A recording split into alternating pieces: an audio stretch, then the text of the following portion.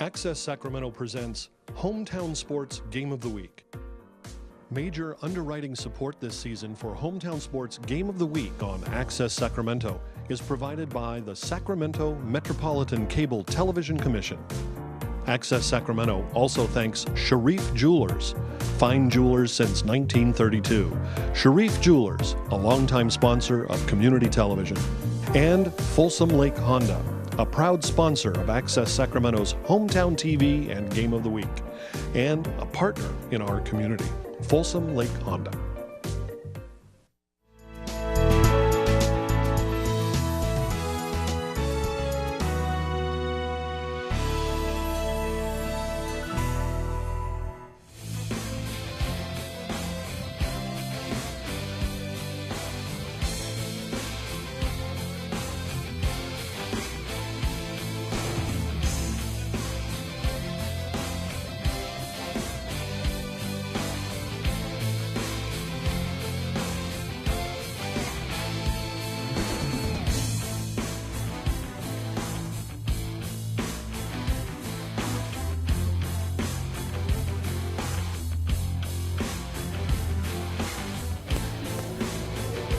It's week one of a very young 2018 high school football season here in the Sac Joaquin section, but an early season gem on your programming calendar.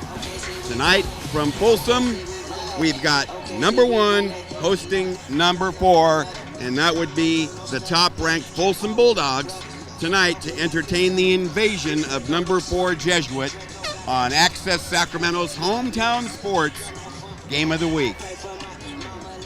Good evening and welcome to Prairie City Stadium. We are atop the hill in Folsom, and a festive occasion it is indeed.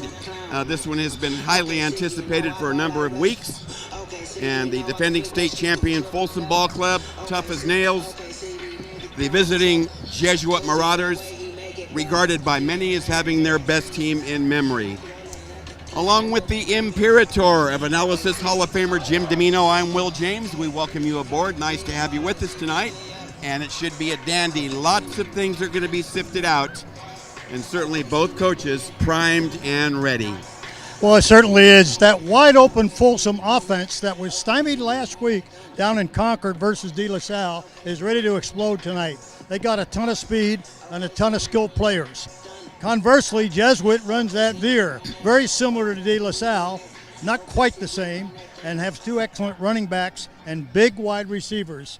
Presents a matchup for the secondaries of both teams, speed versus big size, big number receivers that Big Red has. Well, there is some history between these two squads. It's fluctuated over the years, but was hot and heavy when both were members of the Delta League. A few years ago, however, Folsom moved on to the Sierra Foothill while Jesuit remains in that rugged Delta. The last time they met was right here at this field in playoff time, late in the playoffs. And it was a much tougher battle than an early season matchup that Folsom won in a big way, Jim. Well, certainly early in the season, Folsom won handily. However, in the semifinal of the section, Folsom prevailed 27-14 in a very tough ball game. Marauders took an early lead, and then Caden Bennett went to work and put on quite a show with 334 yards passing and 165 yards running for almost 500 yards of total offense by young junior quarterback Caden Bennett. That is an indelible thumbprint. Well, last week was week 0 and a starting point for most teams. However, only for Folsom. Jesuit had a bye. Marauders were idle, but a big game up in the Bay Area as Folsom went up to Concord to play one of the nation's best. Well, they did. And you know what? They played a great ball game, but who would ever think they'd get shut out? But when you turn over the football 5 times and you're unable to get in that end zone, and De La Salle only led 7-0 going into that fourth quarter. De La Salle nationally ranked, Folsom nationally ranked, and I can tell you what, like I say, who's to know that down the line they may meet again in possibly open championships. And what a football game. De La Salle prevailing 14-0. Well, the Jesuit visiting head coach tonight, Marlon Blanton, in his 7th year, has yet to notch a win against Folsom. If it was going to happen, tonight could be the breakthrough night for Big Red, and he will rely heavily on the major Marauders to lead the way. All right, let's start with Isaiah Rutherford, 3-year starter, running back, defensive back, being heavily recruited by many of the top schools all over the country. And then we got Kendrick Bailey, the wide receiver, also a two-way starter at wide receiver and DB. Then Liatu Latu, the big fella, 6'5" of him, is being recruited by all Pac-12 schools and some of the SEC. Big tight end linebacker. And then Jackson Kanan, number 21, a big fullback, 6'3", 215, who leads the way for Rutherford and will get inside yardage himself. Also starts at outside backer. On the flip side of that coin, Folsom head coach Chris Richardson will happily counter with his growling Bulldogs, who are chomping at the bit after last week's decision in Concord. Well, let's once again start with Caden Bennett, the quarterback. It all starts there. When you run for over 1,200 yards and pass for 4,400 yards in one season, his junior year, that's an amazing stat. Joe Nagata, heavily recruited by everybody in the country, the big wide receiver. Tyler Hardiman with 100 tackles last year. And Dylan George, the outside backer, tough hitter, good all-around player and leader. We've got the table set for you here on Access Sacramento's Hometown Sports Game of the Week. Don't stray too far away. We're going to come back momentarily and join our colleague Lauren Goodman. She has much more on tonight's big game. Stay with us.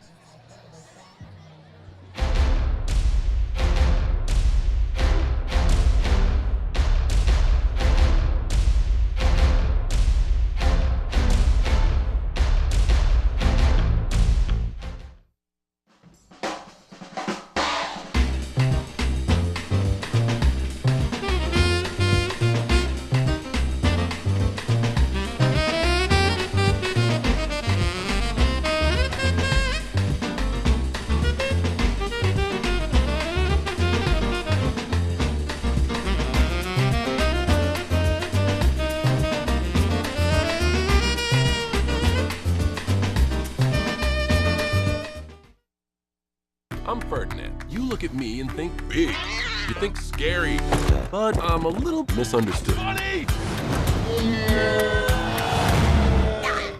Sorry, I almost killed you. We've all been misunderstood. You're not a fighter. I don't understand that at all. Kids with learning and attention issues like dyslexia and ADHD are misunderstood too. Take the time to understand. Best plan ever! The right support, everyone can reach their full potential because you can't judge a bull by his cover. Learn more at understood.org. They call me Prince like I'm royalty or something. But the places I've lived ain't no palaces. So I don't need grilled salmon or a new scratching post. Just give me a cardboard box and a can of tuna and we're good. You can even change my name. I'm cool being the kitty formerly known as Prince.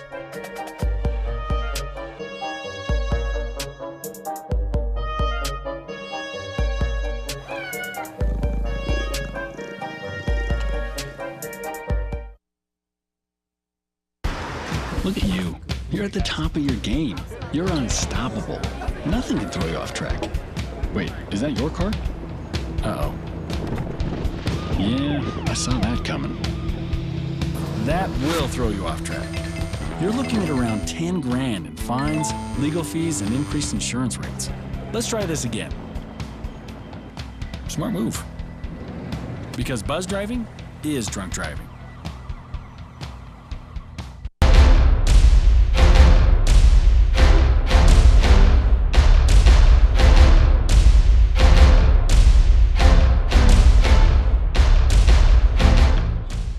Welcome back. We're not far off from tonight's opening kickoff here in Folsom. Number 1, Bulldogs taking on visiting Jesuit in a top 4 encounter. Let's turn our attention down to the field. Lauren Goodman has more on tonight's game.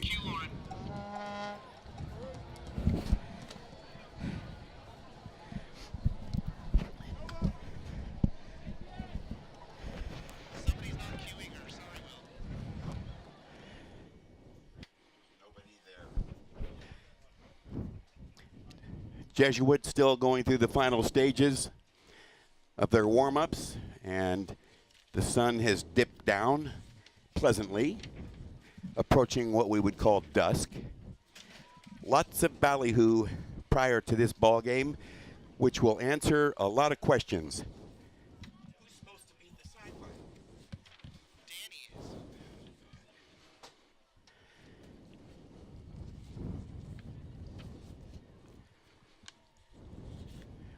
We'll pick up Lauren Goodman's report momentarily. Meantime, lots of very tough non-league matchups around the valley. This is probably the top of such games. And Jesuit right now has a lot at stake, given that they have an opportunity to take their game to a higher level with an achievement that they haven't accomplished since 2007.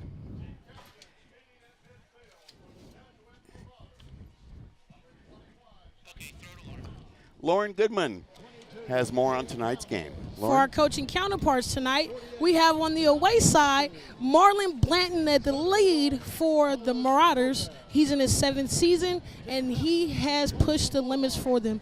In the last 7 seasons since he's been there, he had his best season last year at a record of 10-3, his best victories yet.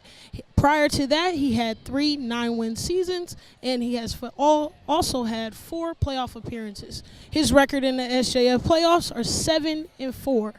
Now, on the other side of the ball for the home team, we have Chris Richardson. In his 15th season with the Bulldogs, he has created a winning tradition at 148 wins and 26 losses with 1 tie early in his career.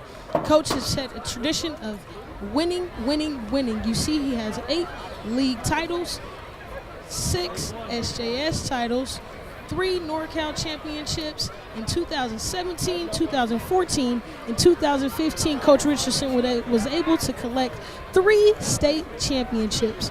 These 2 coaches are full of power and punch, and we will be right back to you. Up to you, Will. All right. Thank you very much, Lauren. We'll hear more from her in just a short time. We've had the coin toss, and we will come right back for tonight's opening kickoff, the Hometown Sports Game of the Week.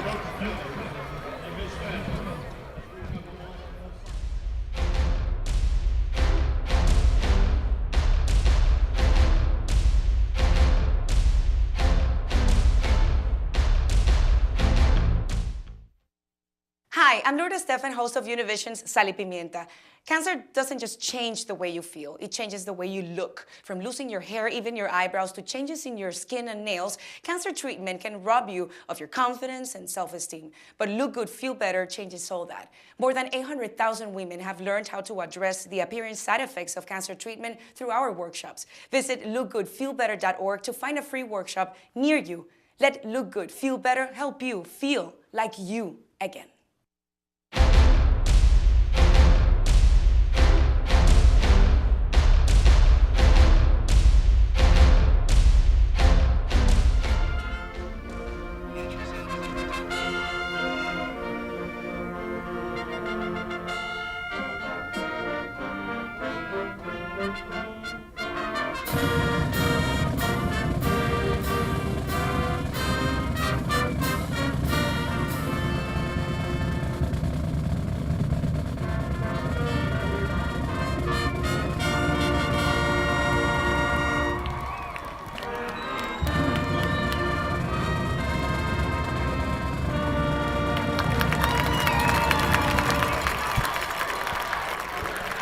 That's part of the excellent Folsom High School jazz band, some members in the marching band as well. That's a tremendous program they've got here. But we have reached game time, and it's good to have you with us for a number 1 versus number 4 matchup here in week 1 around the Sac Joaquin section. Along with Jim Domino and Lauren Goodman, I'm Will James. Welcome aboard, and I would advise you to cinch your seatbelt a wee bit tighter. It's liable to be a bumpy night. Well, the crowd's still coming in, Will, as we're ready to roll here, and we said that we should get a capacity crowd. There are still many fans not yet in the stadium, having to fight commuter rush and so forth. And the officials are on the spot tonight from the NCOA. Heading that group, referee Mark Evans. He's working with umpire Jim Zazer. Michelle Single will be our line judge this evening. Head linesman is Thomas Stewart. And we have Dave Guerrero as our back judge. A little bit of youth, a little bit of veteranship. All calls important, and here is the kickoff. Bryce Buck boots it to the back foot of the end zone and out, touchback, and the Marauders will start 1st and 10 from the Jesuit 20. Their offensive unit will introduce momentarily, as it is a potent one with some star power, and definitely enough of that to challenge this Folsom defense that was stellar a week ago up in Concord against the De La Salle Ball Club. So up to the line of scrimmage.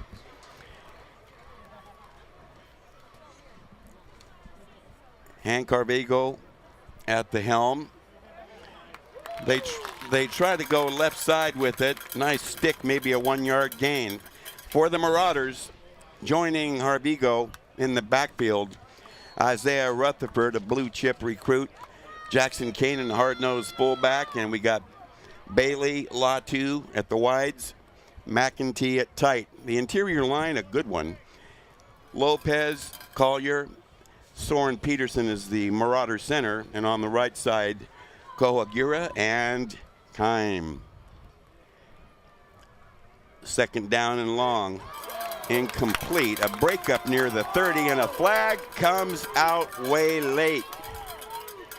Well, they try to go to the big tight end, and they've got some big Red has big receivers, 6'5", 6'4", 6'5", and looks like they got a piece of that receiver too early. All right. Referee is Mark Evans. Here's the call. Pass interference. Defense. 15-yard penalty. Results in a 1st down. Jesuit tough to stay balanced with the 2 tight ends in there. Both tight ends are big, about 6'4" and 6'5" respectively. 1st and 10 from the Jesuit 36. Dusk taking a little more hold right now as we're nearly at the 7:30 hour. Inside running, nice line push right there. Now the Bulldogs, trying to contain this high-powered Jesuit offense, have the down 4 of Lynch, Hardiman, Freeland, and Dylan Richard. The backers are going to be busy. Dylan George, Swanger in the middle, and Noah Jenkins. And the secondary comprised of some standout two-way performers. Nelson and Hutton at the corners, the safeties, Parker Clayton and Gavin Davis-Smith. Yeah, Kanan showed his powering for 4 yards on that opening 1st down. 2nd and 6. They veer the football on the ground again and push out to near 1st down yardage, and it looks like he has it based on the spot. And an early nick against one of the excellent Folsom High defenders coming out, Dylan George, with a bit of a limp, and he's replaced in that defensive front. 1st and 10, Jesuit 47.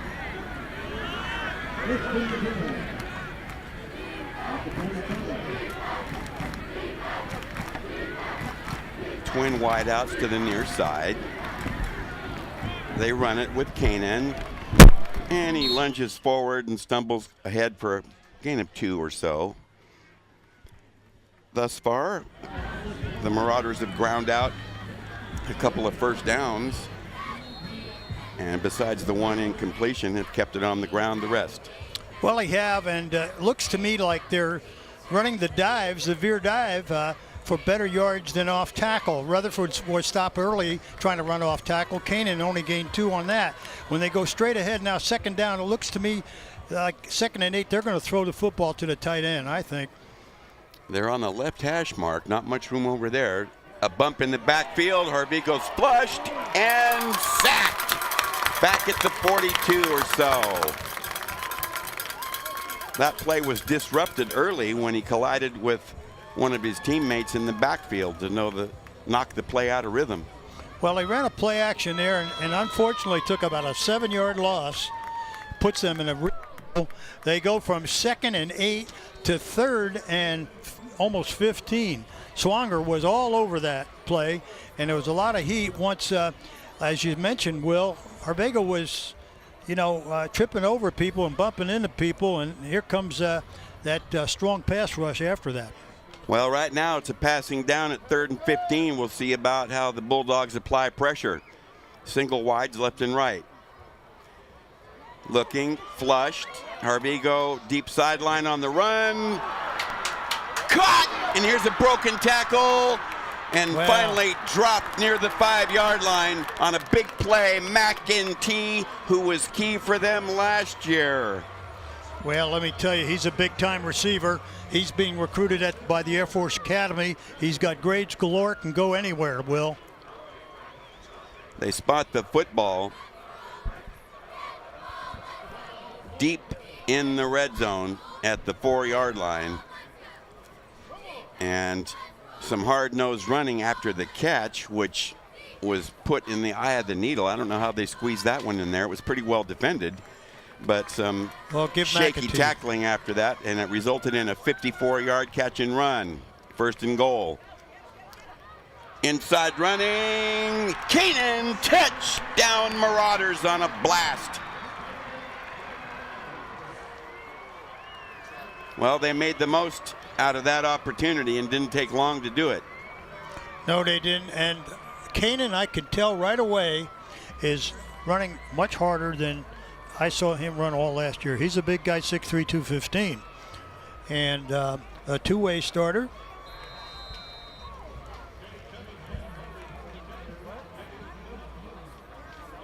Okay, Gabe Newman on for the PAT. Cunningham to hold. First blood to the Marauders. Snap, spot, boot. Got it. At 8:14 early first, the visitors get off on the right foot on the road. Another look at the score. Here's a give on the dive veer, and Keenan plunges over. A good line surge there by the left guard. Excellent from Collier and Lopez. We'll be right back.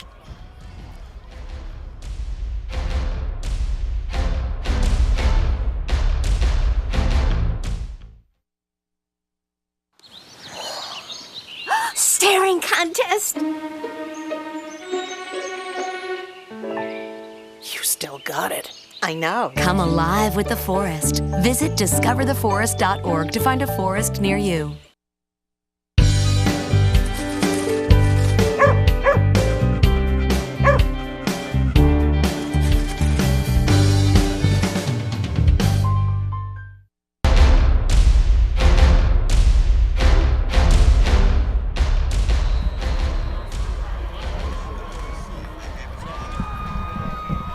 So, early fireworks here at Prairie City Stadium, but not by the host Bulldogs.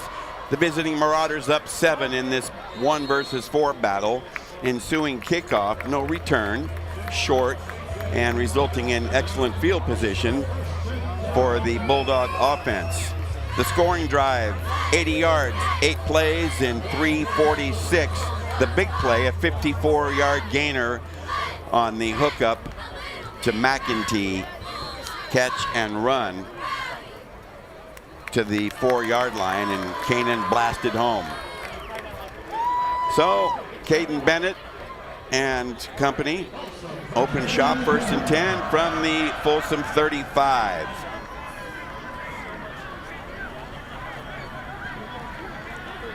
Turn and give, up the middle running, a nice cut, change of direction, and they bite off about 7 or 8 on the play.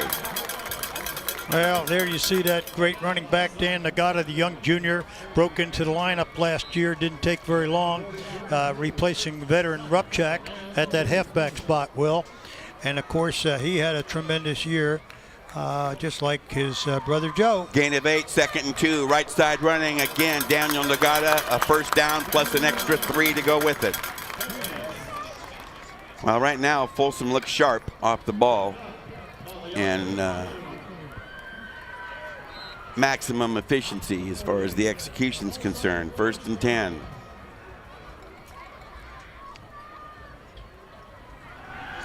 Left side pass to Badger, complete. Around the corner on the DB, cut it back. Extra yardage, and he's going to break away for a Folsom touchdown. Wow. 48 yards, catch and run, individual effort. A touchdown answered nearly immediately. Well, Badger showed its speed and moves both. Young junior, number 14, Badger, making a great play, great effort. 52 yards, most of it after the grab. Spotted, booted on the way, and got it. Knocked in by Bryce Buck, and we are even at 7-7, and here's how they got even. Watch this now, just a quick slant in to Badger, but watch this run by Badger there. You're going to see some missed tackles and great moves. There's another missed tackle and another one, and he's off to the races. Wow, we'll be right back for more, the Game of the Week.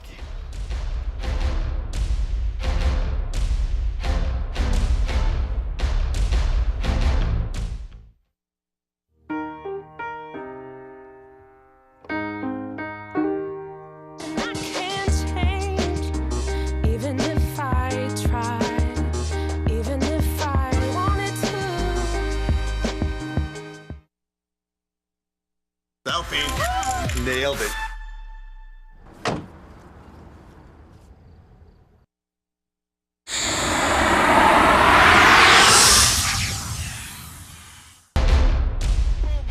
A booming kickoff.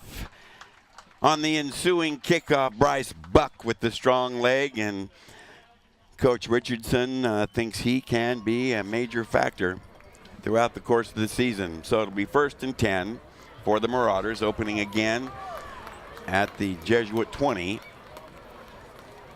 A 7-7 tie, and we've only played a few minutes here. The scoring drive, 65 yards, 3 plays, less than a minute. Badger really wowing the crowd. Okay, from the 20, first down for Harvigo and company. Turn and give. Rutherford hit in the backfield and spins forward. He got back to the line of scrimmage and maybe a wee bit more, but nice jamming job by that D-line. Well, once again, they try to go off tackle. Well, there's too much penetration by the defense. If they run the veer dive like they had success with, straight ahead running, you can't delay too much. The Folsom defense is much too quick and pursues to the football. They've got to go straight ahead and straight dives and run that dive pass early. They give him 1, gain of 1, make it 2nd and 9. Up to the line come the Marauders as we near midway first. 7-7 tie, but shaky field position here for Jesuit. Inside pitch out off the option. Kanan gets outside with a little bit of nice speed there before finally being dropped after a nice effort by Caleb Nelson. Excellent work by quarterback Harvigo on that. Excellent.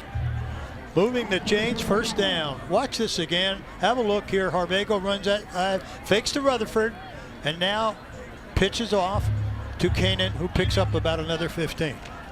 So they move to the 35-yard line, 1st and 10. Creeping out for some better field position.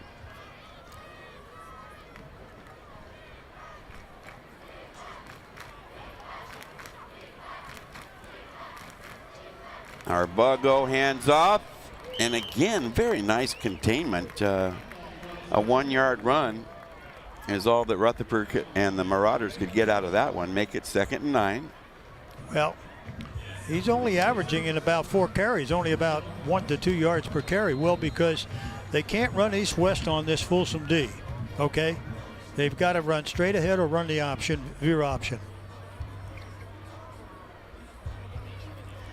So Harbago doing a nice job running the O here. He got the Marauders a lead.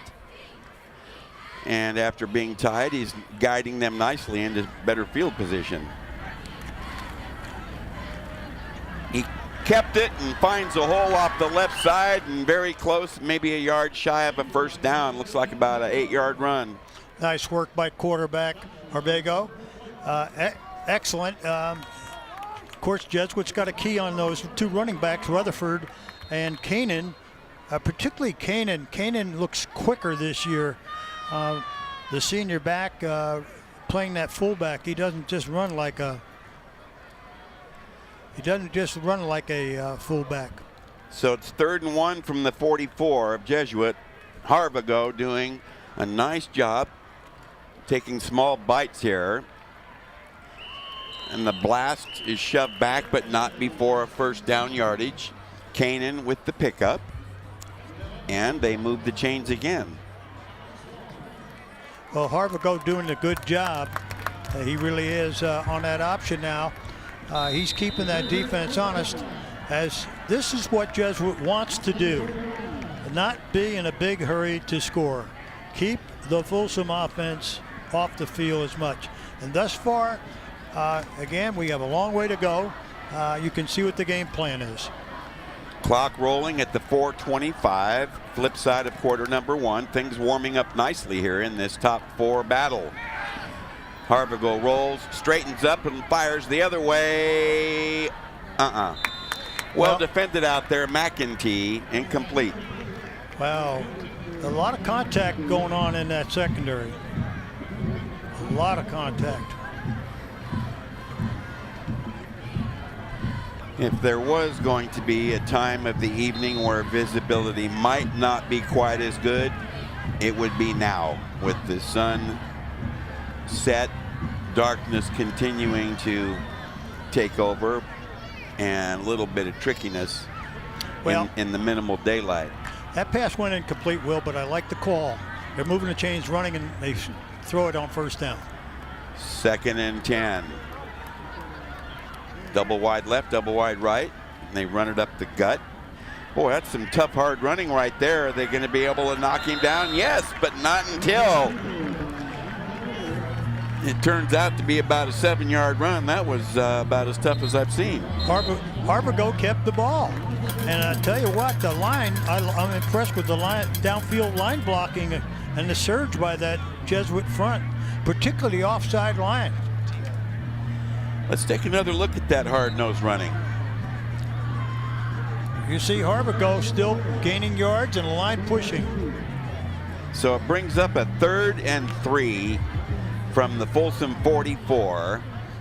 Marauders getting into Bulldog territory again. We're tied at 7. 2 and 2, left and right. Longer count this time. Off the left side, a successful run play, and they use their bench a little bit and give the pill to Cade Cunningham. Well, I tell you, that's surprising. Now, Cade Cunningham has good speed, very deceptive, and a reverse pivot on that dive. And I can tell you right now, that reminded me a little bit of how De La Salle gets off their backs. That was really great get off. Gain of 12. Execution at a high level right now on this drive by the Marauders. 1st and 10 again. Not much of a hole off the right side, but it turns out to be a good gain. Well, and again, Cunningham with the call. What I like here, if we see that again, you're going to see the leg drive after contact. And he's not a big guy. Cunningham is not that big, about 168 yards now, 168 pounds, and you'll see what he does after contact. Here it is. The give to Cunningham, not much there. Watch the drive, picks up about 3 more. So it sets up a 2nd and 5 from the Bulldog 27. Marauders on the move as the first period slips away with 2.5 to go. 2-2 again on the wideouts. Again, second effort, and proving to be very tough to tackle. Harvigo. Move the chains. Jesuit first down.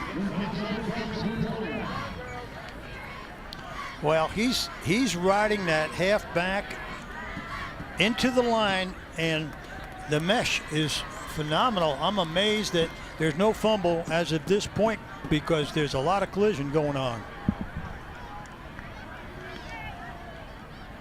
2-minute mark, late first. First and 10 from the Folsom 21. Up the middle, big hole, all the way to about the 11 or 12. Again, they go to the same ball carrier with similar success. Cade Cunningham, high C with the carry. Well, right now, Peterson, Collier, and Kohagura, if you watch the inside get off by the Jesuit front, there they are. And Cunningham really gets off the football. Another first down. It's at the 10. We'll call it first and goal and see what the Marauders have up their sleeve. Actually, you can see right there, it's just outside the 10, so they could get a first down inside the 1. Not this time for Cunningham. 3 Bulldogs wrap him up and throw him back. And part of that stand issued vociferously by Deshaun Lynch. Number 40, Deshaun Lynch really threw him down. And here you see all 265 of Deshaun Lynch. That's the first time they've stopped. Watch this. Deshaun Lynch gets a piece of him there and takes him on back. Whammo. But that's the first time Cunningham's been stopped in this drive. They give him 1 on the play. We'll make it 2nd and 9 from a little better than 9 yards out. Quick flip right side, incomplete. Well, they got a slant in and a hitch, and the slant in guy was open, but Harvigo did not see him.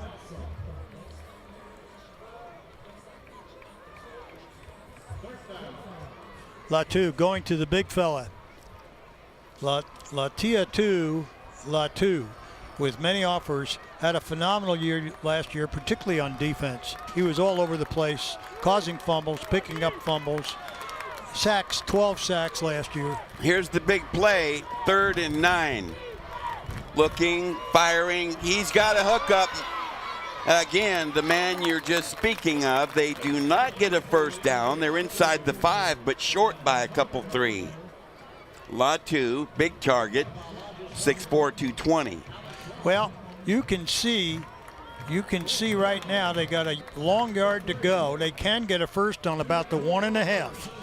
The question is, do they run the big fullback inside behind that big front and really double team up front? But they're going with Cunningham. Okay, let's see if they try to draw. The play is stacked, and the spot will be crucial. The Bulldog defense feels that they're come up short. Well, let's look at the measurement. It looked like he ran too high. This is crucial where they give him the spot. Elijah Swanger came out of the pile with the football. He was part of the stoppers on that. I want to see where the football is. Okay, they came up short, and the ball goes over after a 78-yard drive and coming up empty. That is a stop. Well, again, it's easy from here, but Cunningham was in this whole series and getting yardage and gets great get off. I thought maybe they'd bring in the big fullback, Kanan, who's 215, and try to get behind that big line. Okay, Lauren Goodman has more for us. Down to the field we go.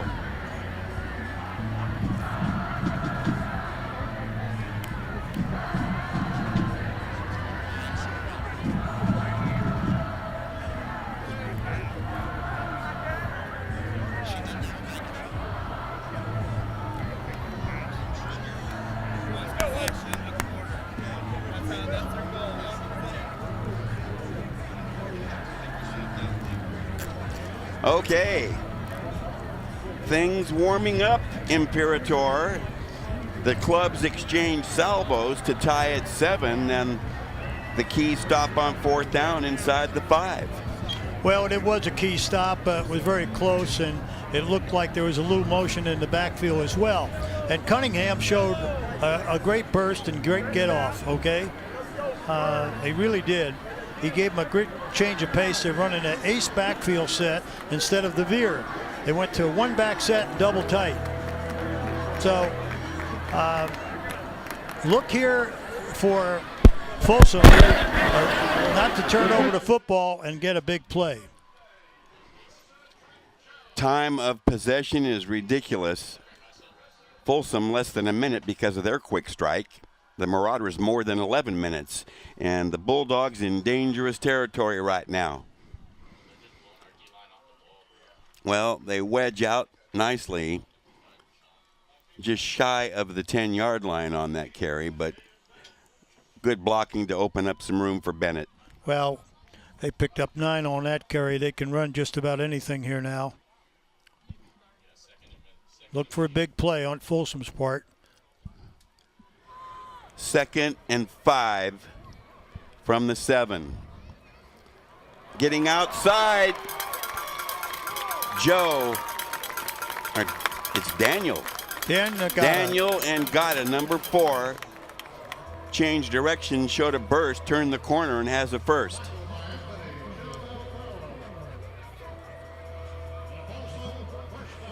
So Daniel carries out past the 20-yard line, make it the 23. Trying to find a hole, but that closed up quick, and some hard shots delivered by those 2 Jesuit defenders on Daniel. Well, he picked up 1.5, 2. Possible Bennett now from the shotgun. Watch him go to the air now. A little confusion. Coach Richardson has changed the play 3 times now. He's changed it. One more time, he's given Bennett one more. And you got a trip set on the far side, Will. Clock still rolling, early second at 10:45. Let's see what they do finally come up with. They're fighting the clock now. They're not ready. A busted play, and they may have called timeout in time there, and I think they did. So you see Caden Bennett there with a little bit of a question mark look on his face. So evidently the effort to change the play multiple times from the sideline a little hazy. Well, it is, and there seemed to be some confusion, and the running backs coaches are talking to Joe Ngata, the running back, and apparently there was some confusion, obviously, with delay. And I know Coach Richardson changed the call 3 times. In total offense, Jesuit running 20 plays to make 88, a 4.4. Just 6 from scrimmage for the Bulldogs, but nearly the same amount of yardage, 87 yards, 14.5. So again, statistics can be misleading. Well, Jesuit did what they wanted to do. Use the clock, long drives, but they didn't cash in that time. 2nd and 8. Bennett hands off, a cutback, big speed right up the gut. A couple of broken tackles and spinning forward, Daniel Ngata past the 45, but we're going to have a holding we call. See a yellow marker.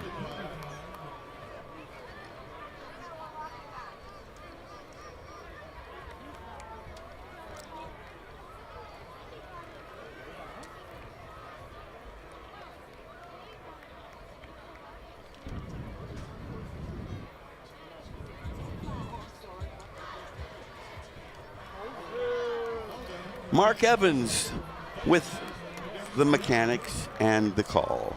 Holding, it's going to... Holding, number 51, offense. Face mask, defense. Those penalties offset. Replay 2nd down. Well. One more obvious than the other. Nevertheless, an infraction on both clubs. You know what was amazing there? There was 2 different penalties and only 1 flag. That's I want to know where the other flag went to. When you find that out, I hope you share it with me. So they replay second down. It's a 2nd and 8 from the Folsom 25. And now another look to the sideline. Boy, the audibleizing might set a world record tonight in this one. Okay, motion. Joe Ngata trying to work left. Does he have any room? Yes! Steps over some people and looks like he's got a first down with that high step. And it looked like that kind of took a little time to develop, yet he still made the play. He's coming out. He pulled something. Yeah. I think he grabbed the hamstring area, and it might have been on that leap. However, quickly up to the line of scrimmage, no huddle, 1st and 10 from the 38.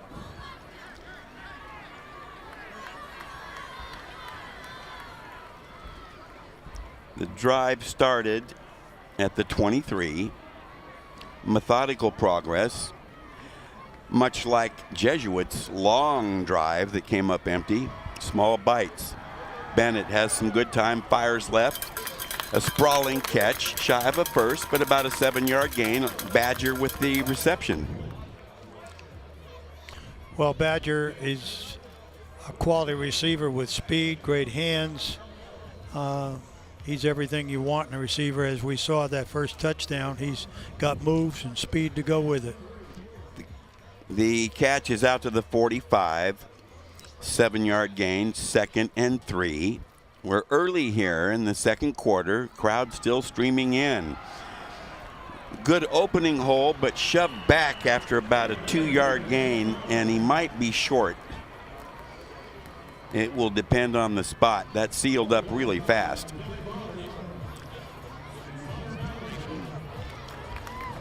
So Daniel Ngata, he wears 4, and he's their primary ball carrier. Nice opening and closing quickly. So they call it a first down. He got just enough.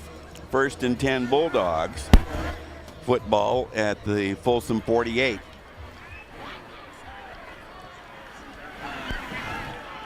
Play fake, quick hit, complete. Power running for a first down, about a 12 or 13-yard pickup. Badger again on the receiving end. Well, Badger has been everything we expected of him. He comes off a great year last year, and he's only a junior. He was in the lineup last year as a sophomore and had a tremendous year last year. Jesuit blitzes on the no huddle, but they run it right up the middle, and Ngata just about to the Jesuit 20. About an 18-yard run there. And the Marauder linebackers were in the wrong spots on that play. Well, they certainly weren't ready. Football parked at the 21, a 19-yard burst. Now you see center fielder Vigil playing really deep here, a deep center field safety right here. Look left, throw right. Joe Ngata with the catch. Drags Kanan about 3 yards and lunges. Nice individual effort on the short pickup.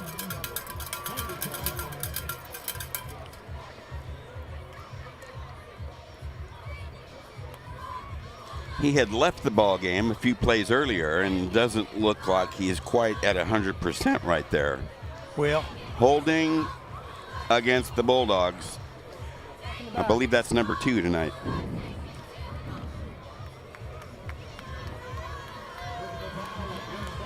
Legal block in the back, number 77, offense.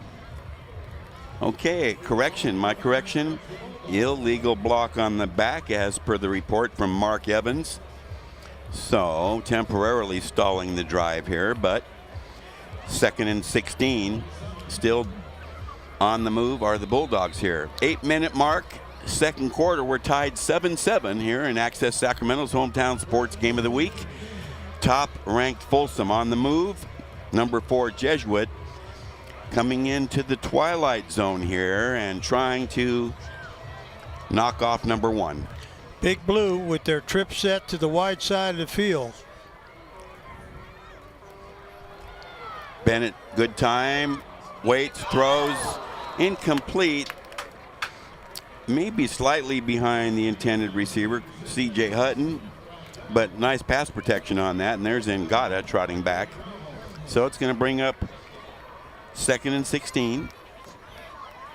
Well, they only have to block 4, Will. Jesuits dropping 7 in the coverage. They ought to be able to protect.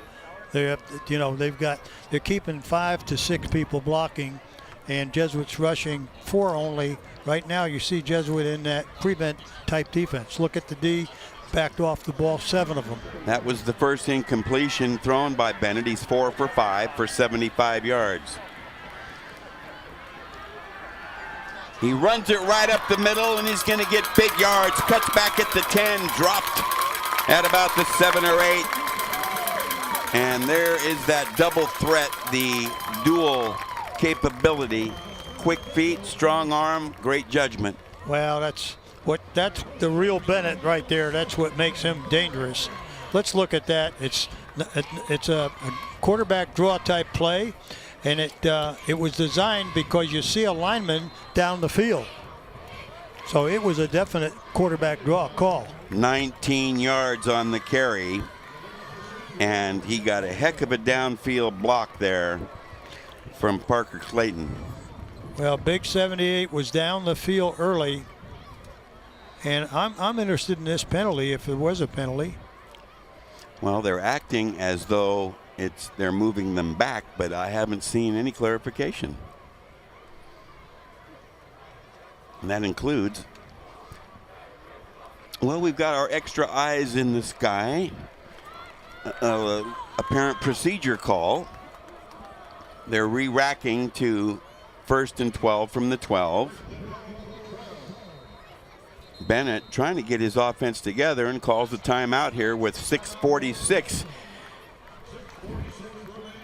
And again, this ball game continuing to warm up, but there's been some mistakes along the way, as expected, with some jittery nerves in this type of a matchup.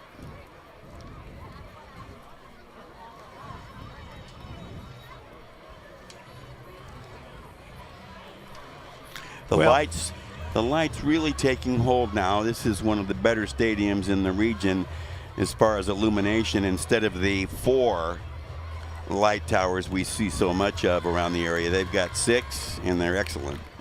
It is great coverage. Now, keep an eye on Enrique Carrillo, number 78, because since he's come in the game and they run the football behind him, and he comes in at right guard, right tackle. He's been in the last series, and he's a big guy.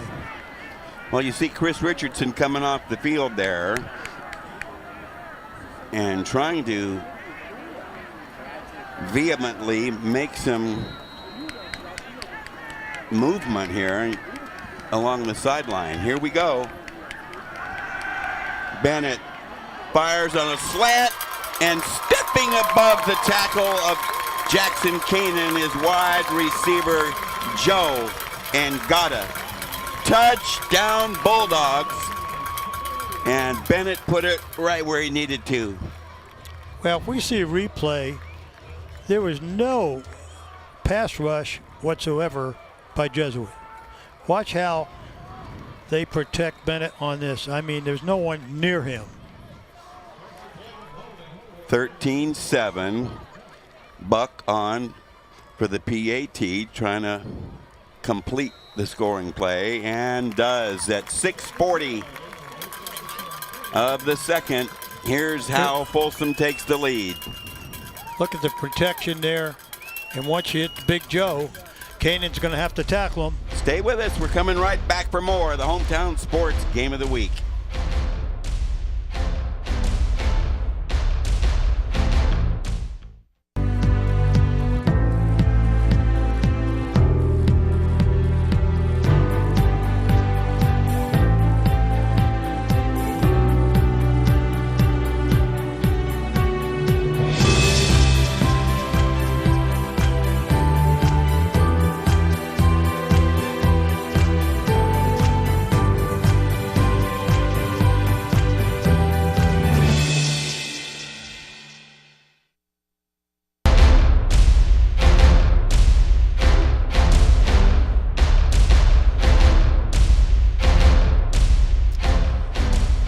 ball game tonight, somewhat following the same pattern as the last meeting between these two. An early 7-0 Jesuit lead, and then rat-a-tat-tat, 2 quick TDs for the Bulldogs to go ahead. The scoring drive, 98 yards, 13 plays in 5 minutes and 20. Well, they're catching up a little bit on time of Poe. Buck puts a foot into it and makes the 5-yard line, so that's where the deep run back is going to come from. Across the field, trying to find the picket line is Cade Cunningham, and cannot. Wow, what a great tackle by Dylan Richard. Holy smokes. That was outstanding. Dylan Richard open field tackle. Number 31. Outstanding. The Marauders now trail it for the first time tonight after leading 7-0 and being tied at 7-7.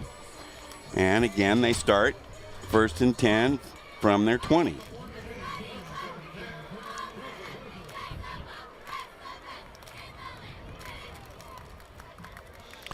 Well, Jesuits back to their veer set, and Cunningham out of the game. Straight dive to Kanan with a great pitch.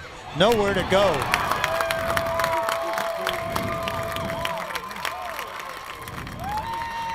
Nowhere to go. That time, Harvigo really nowhere to go for Kanan, and Cunningham is replaced. Starting running back Rutherford in that backfield right now. They lose 3 on the play. They're going to call it 2nd and 13. Football back at the 11.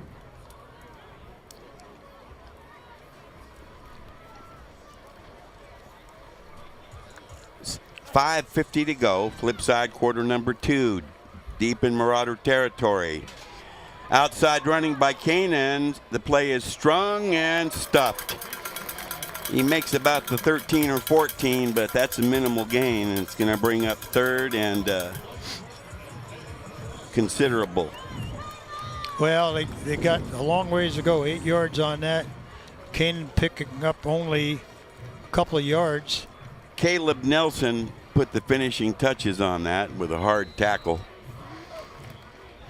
Here you see Kanan kind of gimping on the sideline with the rest of the Marauders there. And he'll probably go solo back with Cunningham, and it looks like coaches want a timeout for Jesuit. It comes at the 5:39 mark with the Marauders facing 3rd and 9 from their own 15-yard line. And this would be the point in time where the defensive brain trust for top-ranked Folsom might try to apply something a little extra down in the danger zone. Oh, no question about it. This is the time to do it. Because right now, you get a turnover or force them to punt, you're going to get the ball in a very short field, and quickly they can get a score in before the half and go up at least 2 touchdowns prior to half. And that's what the Bulldogs have in mind. Okay, this matchup has had some series history. And a lot of headaches for the Marauders. This is their 15th meeting. Folsom leads it, as you see, handily, and they've won the last 10 in a row. And the scoring differential has been extreme. So that is the vested interest by the Marauders, trying to get that Bulldog off their back and complete a victory performance. So here we go, a key 3rd and 9.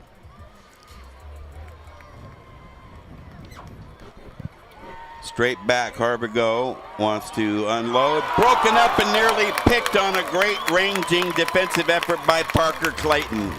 Well, he waited too long to throw the ball. 16 was there and had an opportunity if he gets the ball early. Kendrick Bailey was wide open early, and then, of course, by waiting too long to throw the football, you can't. The window is only open for a short period of time. Unfortunate, a fallen Bulldog being attended to. We won't even speculate on what's going on there with Elijah Swanger, starting middle linebacker. Probably one of the best tacklers on the team. Through the air, Harvigo, after that incompletion, now 3 for 6, 76 yards upstairs. But the big concern right now is right there. Let's take another look at the previous play. Here you see Harvick go back to pass, looking right, going back left, a little late, and a great save in there, just a great save. If he puts the nose of the ball to the outside, Bailey has a chance. But that's a great effort in there by Parker. Well, he closed on that really fast for the breakup and near pick. That Marauders sideline looking on, and the delay again due to an injury that is left leg or knee. We will not speculate, and we're going to take a little break and come right back in a short 30 for more of Access Sacramento's Hometown Sports Game of the Week.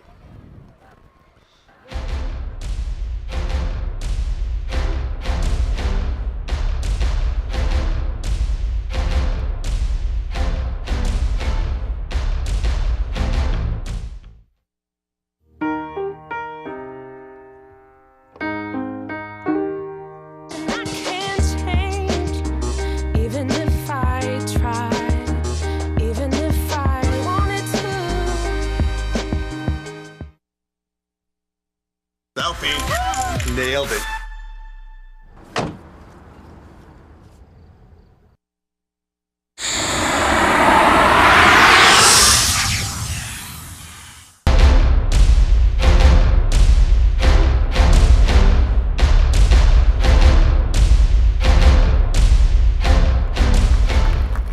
There you see it, 14-7, being assisted off the field after being shaken up. Elijah Swanger, and that looks like a bit more than routine. So Lauren Goodman undoubtedly will have an injury update for us as we move along. Well, now Jesuit's going to have to punt the football, and I'll tell you right now, Folsom's going to get the ball in great field position here and have plenty of time to score here prior to the half. So the game really swung after the Marauders came up short after that 80-plus yard drive that died inside the 5, and then Folsom came right back and drove it down for a score. Now they get the stop if we'll see about the punt, and they do punt. Taking on the bounce, look out. Badger weaving, big hole, big speed, and they finally shut it down near the Jesuit 30. Well, that's a great run back by Badger. He could do it all, and plenty of time with the ball on it. Appears to be somewhere about the 31 yard line. Very short field. That's nothing for Folsom with plenty of time on the clock at 5:18. Badger looked real casual fielding that punt on a big high bounce and then motored 48 yards to set up this opportunity. 48-yard punt, my bad. The run back 32, and it puts the Bulldogs in business here. Still, as the Imperator says, at the 5:18 mark. Well, certainly 31 yards is nothing, and they may come right out and run a quick play here without delay, and maybe not even look back to center, because coach has got the play he wants. There you see that Folsom sideline. The big guy is Coach Richardson. Okay, they run the football, and still on his feet. Daniel Ngata gets in at the pylon. Touchdown Bulldogs. Wow, again, we'll cite ineffective tackling on that play. Oh, there you have and tremendous offensive skills there. 31-yard play. He made it look easy. You're going to have to tackle him and wrap up. And what I've seen in 2 weeks, Will, thus far, and I've seen the NFL as well, I've seen poor tackling taking place. Well, to what do we attribute the poor tackling? Well, in my opinion, it's the new helmet rule and the new tackling procedure rule where they're not allowed to get that head in there in any way, shape, form. They're afraid of getting a penalty. The PAT on the money. Another look at the score. Hesitation, burst, broken tackle right there. Speed to the outside. Chased, and he steps out of that try and gets to the pylon. Nice individual effort there. I think when these people are trying to tackle low, Will, and they got that head down, they're going to miss a lot of tackles. This game continuing to take on the pattern of the previous encounter when Jesuit got out 7-0, and then the Folsom offense shook off some early game unproductive performance and started rattling off some TDs. 21-7 at the 5:05 of the second. It certainly has. It resembled that encounter, Will, right now, and Folsom in control of this football game. And, that happens so quick on their touchdowns that with 5 minutes on the clock here, Jesuit's got to be real careful to try to move the chains, or else they'll give the football back to the Bulldogs. There's the kickoff by Buck into the end zone for his 4th touchback. The scoring drive for the Bulldogs. 31 yards, 1 play, handoff to Daniel Ngata. They convert, and a 13-second drive for the score. Well, we're going to find out here, quite frankly, what's going to happen on this drive here. If this, they've got to be able to move the chains and make some first downs and make an attempt to score. Because if they don't here, and they put that Jesuit D back on the field here, those heads are going to drop, and you don't want that to happen this early in a football game. Still 5:05 to go in the first. Arvigo keeps, he delays and then sneaks ahead. Takes a little small bite there that turns out to be about 5 yards, maybe 6. Well, it appears, and I don't know why we're not seeing Rutherford anymore, except he didn't look good, averaging only 2 yards a carry, and maybe haven't seen Rutherford, and Canaan looks like he was banged up on the last series, so we're going to see Cunningham and Harvigo kind of, are part of that Jesuit offense, and I still don't understand why the big receivers aren't touching the ball. We'll see what develops. Canaan back into the lineup, and we'll check on his status. 4 wideouts, 2 to each side. Up the gut to, just shy of the 30. He's still gimping. Watch the way Canaan is walking. He's not 100, I know that. He's going off. It leaves him shy at third and 1 at the 29. Well, those are some heavy losses right there we're talking about with Rutherford and Canaan.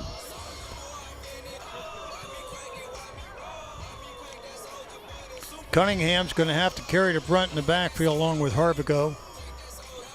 He's under center this time. And they've got plenty for a first down.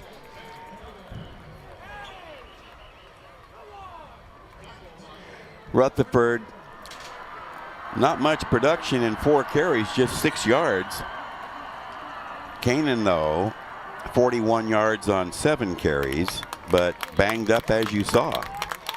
Well, once again, the clock ticking away, and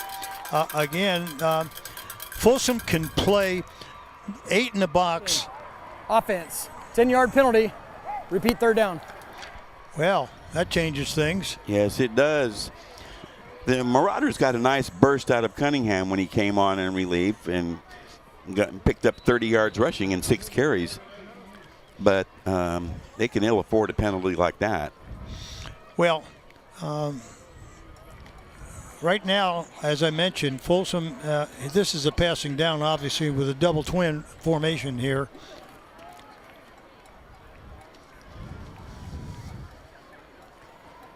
Harvigo has good protection. He's over the top, intercepted. That was right to the defender, and the run back is going to take it nearly to the 10-yard line. And Davis Smith with the pick. running it back about 30 yards, setting it up. I mean, he was right there. He was right there. I think he was the receiver, Will. The turnover is a big one, not yet costly. However, with 3:01 remaining and Bennett and company as proficient as they are, this could be severe by the time the intermission is reached. Penalty marker is down near the 10-yard line. Let's see what referee Mark Evans has to say.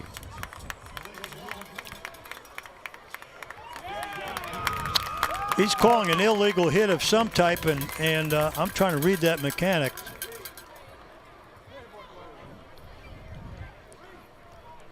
Well, we'll see where they place the football. There's still a little inter-office memo going on down there with the officials' conference. Yeah. Waste. Offense. That penalty's refused. Dead ball. Personal foul. Offense. That penalty be accepted half the distance to the goal. First down. Well, if there was a late hit, apparently we didn't able to see it from up here, Will. Well, you know, if that's the case, it wouldn't be the first time I missed something, but let's take another look. And there you see, there's Davis Smith going up the field, and he gets hit by quarterback Harvigo. Well, there's no late hit there unless they're calling it an out-of-bounds hit, but you know, I really am at a loss. But one thing's for sure, Folsom's got the football deep in the red zone from the 6. First and goal for the Dogs at the 3:01 mark, late second, trying to add a 4th consecutive touchdown after trailing by 7. Bennett rushed, gets the pass away, bobbled, and touchdown Bulldogs with a lot of French pastry and showmanship. Joe Ngata, his 2nd of the game. Kind of giving it that hot potato look, but that's playing way above, way above. At the 2:57 mark, the 6-yard aerial connection. And now the PAT buck is booming. 4 for 4 at 2:57 late second, 28-7 Bulldogs, and here's the latest. Real easy. Washington got a ball thrown behind him. There's an athlete for you. That ball was thrown behind him. It surely was, and Bailey had the coverage on the play, and there was a wide gap of separation even though Ngata reached back. So one of the premier receivers around and highly coveted by a flock of D1s before finally settling on Clemson. Well, let me tell you, whoever gets him is getting a great athlete. But back to your coverage. When your coverage inside the 5 and inside the 10-yard line, you know, your secondary's got to play shallow, and they've got to be in everybody's hip, what we call hip pocket. And you can't worry about an interference or holding. You got to be man-to-man in their hip pocket. 4 seconds to have a one-play, 6-yard scoring drive after the interception setup. And we haven't seen scoring drives like this in a long time. 50 seconds, 5:20, then 13 and 4.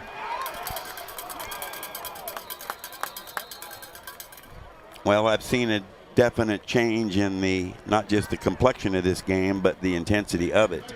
Without a question, you've seen a tremendously, you know, when they didn't make that touchdown scoring drive after that long scoring drive and score, and they got stopped on the 1-yard line. This is a definitely different Jesuit football team than we saw in the first quarter. 1st and 10 from the Marauder 31. 2:53 to go in the half. Let's see if the Big Red can get down the field and get into the end zone. Harvigo over the middle has a nice hookup. That's the one you were looking for, Coach. It's there. McEntee, a steady, excellent tight end with the grab. Move the chains. First down, Marauders.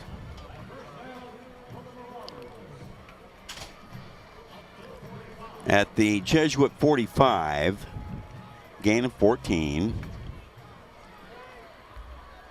Clock rolling with 2.5 to go here, late second. Harvigo has good protection, throws deep right sideline. Ball lands out of bounds. Well, and 4 defenders covering 2 receivers. Yeah, exactly. And their 2 receivers are within 10 yards of each other. Decent protection. Harvigo had to flush the pocket a little bit. He seems a little frustrated. Let's get the next play in. So things starting on a high note for Jesuit, but substantially lower right now. A lot of air out of the balloon at this point. 2:20 to go. They split the backs. Solo wide out to the right. Okay, the run play gets a little bit. Short yardage on the carry that time by Cunningham. He's got a new back in the game there with Kanan hurting. And it looks like Jody Howard in the game along with Cunningham in that backfield. Jody Howard, 33, into the football game. You'll see, hasn't seen young up-and-coming junior in there. 3rd and 7. Clock rolling at 1:45. Marauders operating from their own 48-yard line.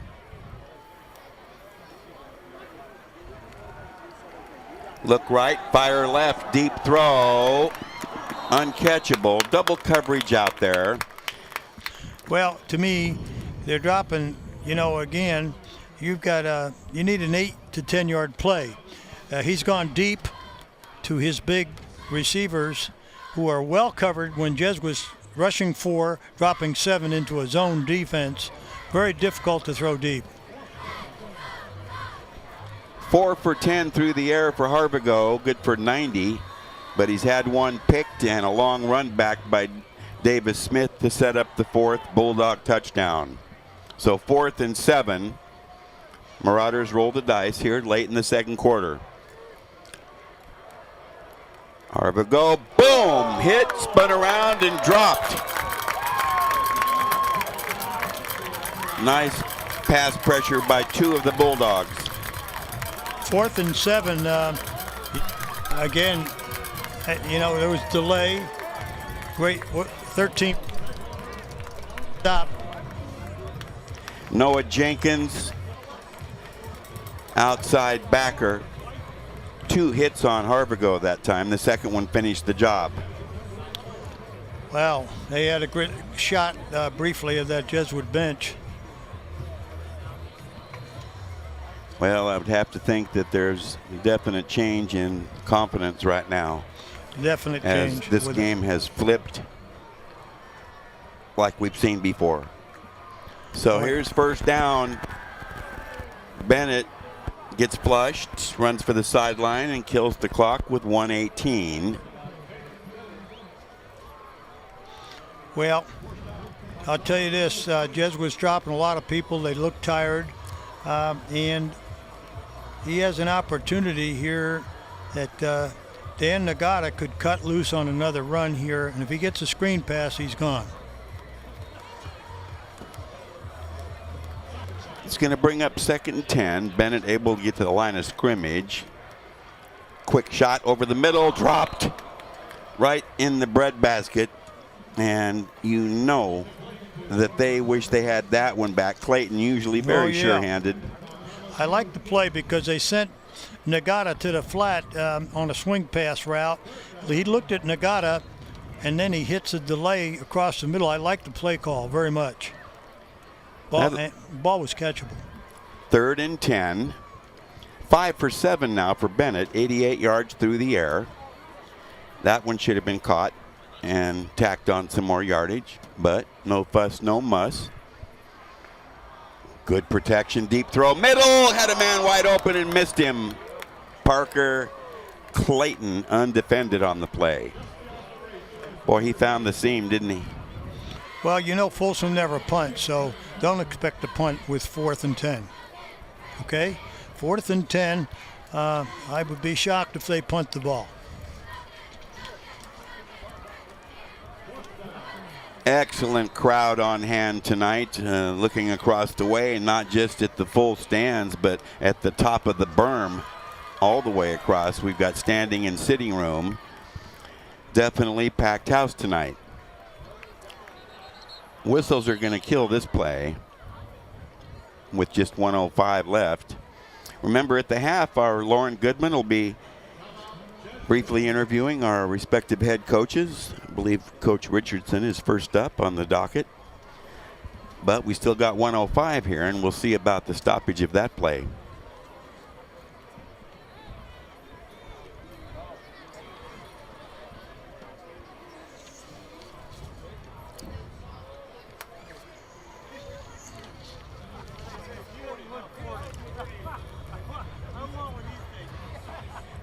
Compared to opening week in week 0 last Friday, this is ideal weather. It was a real scorcher throughout the valley, but certainly in Elk Grove where we were set up. But tonight, definite contrast to that, much more comfortable, allowing the fans to really enjoy what's going on here. And of course, that depends on where you might hold your loyalties or your favoritism.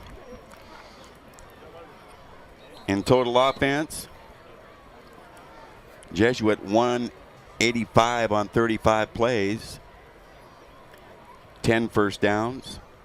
Folsom 209 yards on just 19 plays, also 10 first downs. Well, it was Jesuit in that first quarter off to a great start, and when they didn't get in, as we've mentioned numerous times, this game changed course. 4th and 10 from the 44. Bennett fires left, got a wide open receiver, diving grab, first down yardage. And what do you know who that happens to be? Parker Clayton has been involved in the last 3 plays. A dropped slant, an overthrow by Bennett when he was wide open, and now a nice individual effort for the lunging catch. First down, 55 seconds to go. Bennett flushed, fires on the run, wide open receiver. Boy, oh boy, zigzag move, and just a really nice job there by C.J. Hutton. C.J. Hutton, we liked him a lot last year as a sophomore. He's got great moves. He's not a big guy. He's a great route runner, and he showed there how to move chains. Well, they moved it pretty fast from the 44 to the end zone, just slightly overthrown. 4 defenders in that vicinity trying to keep an eye on Joe Ngata, and I can understand the numbers. Well, yeah. One of the premier receivers in the country, and quite frankly, now... Well, Caden Bennett has been a superlative performer. He passes and runs for tremendous yardage and dynamic plays, and we'll splash that one again for you just a moment. Here he goes. Quick hit left side. There's a grab. And not quite a big play, but inside the 15-yard line. Again, Badger. And a stoppage here at 28 seconds. It's quite clear that the Bulldogs would love to have that 5th touchdown. Time for the Bulldogs coming at the 28-second mark, and they'll come back from their timeout with a 3rd and 7 from the 14. Caden Bennett has turned in some amazing individual statistics, throwing for 4,431 a year ago with 57 touchdowns. That's pretty prolific. That's kind of Browning type numbers. And then he ran for 1,200 plus and 16 more scores. What do you see, Jim? Well, just peering over at the Jesuit bench and the coaching staffs and the players, etc. Well, they're behind the 8 ball right now. The game plan that they came into Prairie City Stadium with a couple hours ago might have to be adjusted at the half. Okay, 28 seconds to go. Bennett's going to be flushed out of there. He cuts it to the middle, lowers his head and powers for a first down to about the 7-yard line. And the clock's frozen at 20.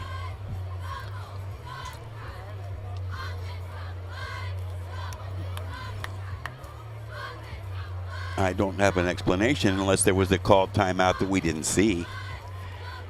Well, are they measuring for the first down or? Well, I know that our veteran referee, Mark Evans, will tell us the answer to that. They're going to measure, as you say, Imperator, and we'll see about the spot.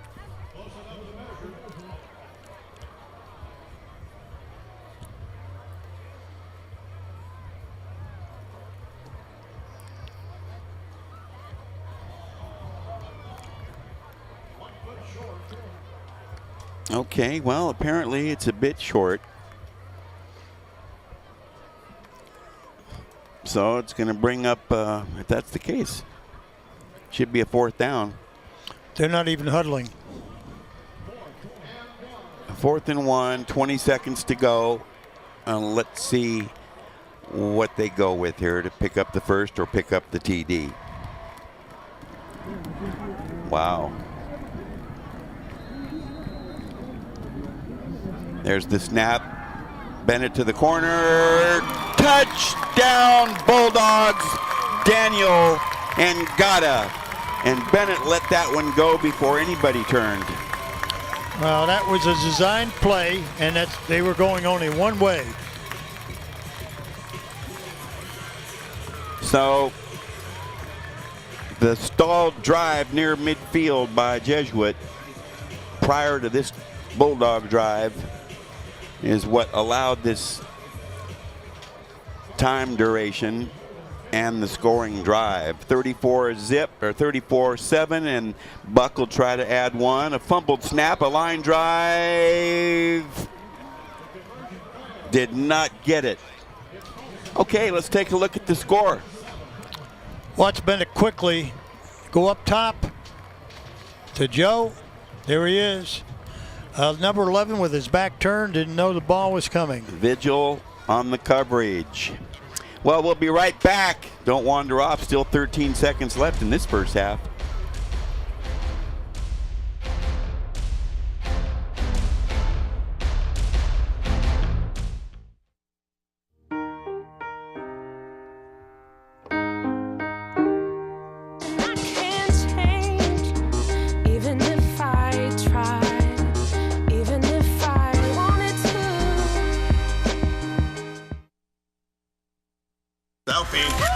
Nailed it.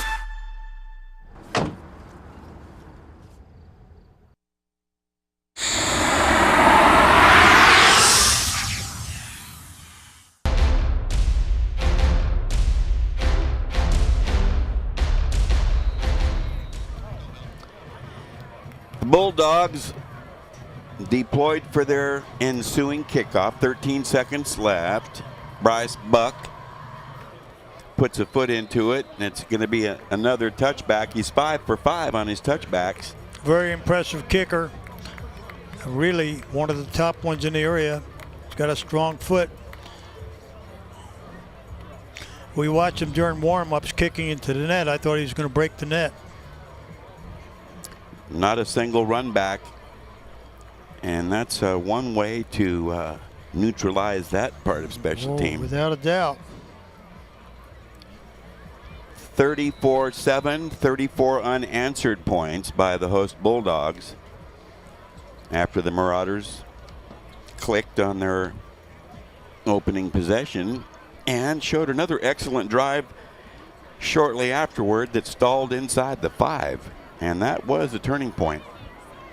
So here they are from their 20, a kneel down, and that will expire the remainder of the first half here, which has been dominated by the top-ranked host Bulldogs after about the first 5 minutes of play, and as a result, they're going to cruise into the locker room at the half on top big by the tune of 34-7. And that will be tough to come back from.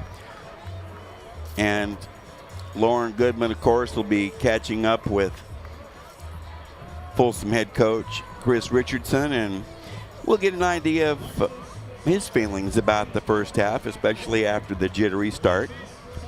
But after they relaxed, it was machine-like as usual when they can run a staccato of touchdowns like that consecutively. Well, this Bulldog offense is going to be hard to stop year long. They have so many weapons to go to. Well, I see Lauren Goodman has Coach Richardson in position, who's got to be feeling pretty good about this halftime lead. Okay, Lauren. Now, Coach, you started to a slow pace in the first quarter, but you picked it up immediately in the second quarter. How important is your pace in how you play? Well, absolutely. That's a big part of it. We go so fast. We feel, teams will compete with us in the first quarter, but we got to keep the hammer down and make teams chase us all over the field. They got a lot of guys going both ways, and you can see it starting to wear on them. So we'll just got to keep executing on it, keep the chains moving, keep punching it in the red zone. Our defense is playing great right now. Again, I think fatigue will be a factor for them, and hopefully not for us. We'll see. Coach, now you hit on so many keys in your game. Protect the quarterback, win on the turnover battle. How are you going to improve your team coming in the second half? Well, we've got a little bit of a history going when we kind of come out and we don't execute in our first drive. So I'm going to be all over our offense, and we got to come out and get it rolling right from the get-go. We can't go 3 plays and punt and put it back on our D. So that'll be the challenge. Our guys are well aware of what we need to do coming out of a quarter. We can either blow this thing open or we can let them back in the game. Thank you so much, Coach. Good luck in the second half. Back to you in the booth, Will. Well, thank you very much, Lauren. Prophetic words by Coach Richardson. He's seen it from all angles. He's seen his team underperform, and he has seen his team rock and roll. And they closed out that half in the first half, rocking and rolling. They certainly did, Will. And quite frankly, unless Jesuit can make some adjustments and get something going early in this third quarter, Folsom could add on to that. Now, it's important. It's a tough job for those Jesuit coaches to try to get their players up because their Daubers were down as they walked off at the half. They gave up a number of touchdowns in a short amount of time, and they just have not been the same since not getting in that TD there inside the 5. Well, I'm sure the halftime discussion will be heavy. We'll be back. Don't wander off. Lots more to come on the Hometown Sports Game of the Week here as number 4 Jesuit is trying to come back against top-ranked Folsom. Stay with us.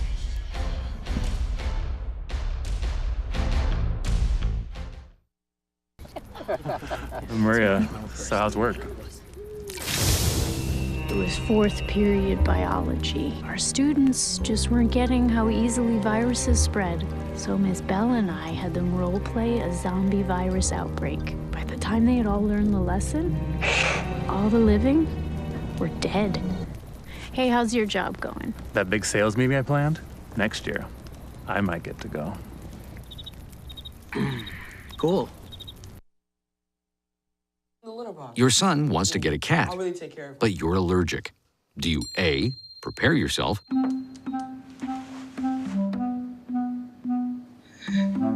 B, make the best of it, C squared equals 25. Good job! or C, find a loophole? When it comes to parenting, there are no perfect answers, but that's okay, because you don't have to be perfect to be a perfect parent. Teens in foster care will love you just the same. Here's to the things that can keep us safe. Those we use all the time with hardly a thought.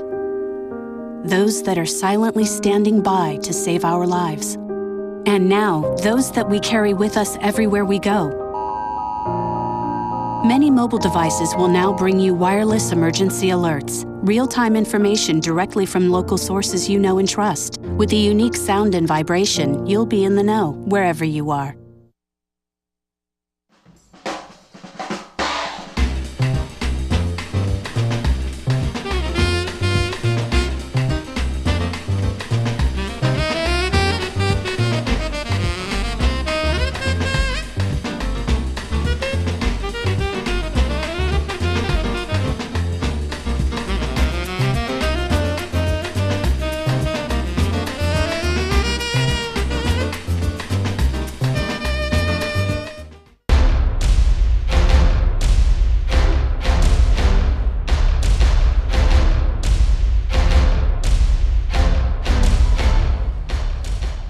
Now I have with me the Folsom principal, Howard Cadenhead. How are you enjoying tonight? Oh, it's a great night. It's a great night. It's our home opener, and to have it in a rivalry game against Jesuit is awesome. It's a great night. Now you have an outstanding crowd here. They've been energized, pumped up. What does an event like this do for the community of Folsom? Well, it kicks off the year right. I mean, we started the football season earlier than ever with our first week of school last year and a game on a Friday, and it was a big game, but it was out of town, and so everybody was energized by that, but it's difficult to go. So tonight, I think, really got them excited about being at home. How do you highlight all the activities and non-football related things that are going on at Folsom? It takes a lot of time. There's a lot going on. That's really my job, is to be a cheerleader of all these things, I think, and promote it. And it's easy around here. I mean, we've got the start of the marching band season now with 100 and some odd kids down there getting ready for that. They travel and compete all over and host one of the largest marching band competitions I know in the area. And gosh, I mean, we start our play coming up, and volleyball and girls golf and tennis. I mean, and before we know it, we'll be starting basketball season. So it's a great time of the year. It's fun. Guys came out with a lot of energy on the field. How does that bring the morale coming back from a loss? They came from the road last week, but they're coming back, and this home crowd is welcoming them. Well, I think it's important. I know that they played a good football game, and they played an excellent football team. I don't think they thought they played to the best of their ability. They know what they're capable of. You see the confidence coming around right now. Now, I read a quote about you. It's not one person that builds this community, it's a gathering of people. How do you feel the team supports you and this community out here? Well, I think it builds morale, right? It builds excitement, enthusiasm. Football games to me have always been important because it really is a community event. It's not just, some other things are very small gatherings. It's something that you'll see 400 or 500 kids show up to and treat it like they get to see people they haven't seen in months, and enjoy themselves. That's what I love to see. It is about football, but it's also about being together and coming together as a community and enjoying the moment. Well, thank you so much, Howard. That'll be all from the field. Back up to you, Will. Well, thank you very much. Certainly, Folsom High School principal Howard Cadenhead has to be quite pleased and proud about the developments here in the first half, as the host Bulldogs are leading at 34-7 over fourth-ranked, highly regarded Jesuit High School. Stay with us. Lots more to come here on Access Sacramento's Hometown Sports Game of the Week.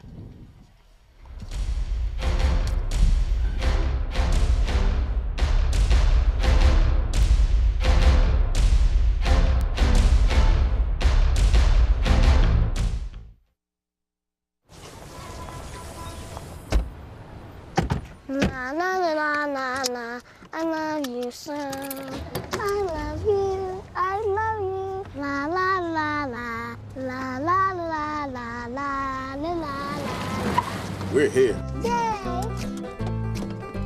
It's a short drive from your neighborhood to your naturehood. To find a neighborhood park or green space near you, visit discovertheforest.org.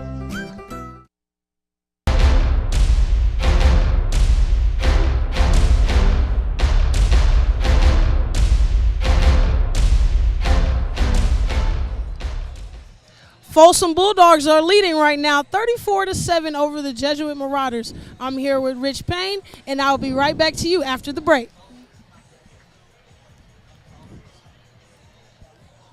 Give her another cue. Now, Rich, you've been the PA announcer here for how long?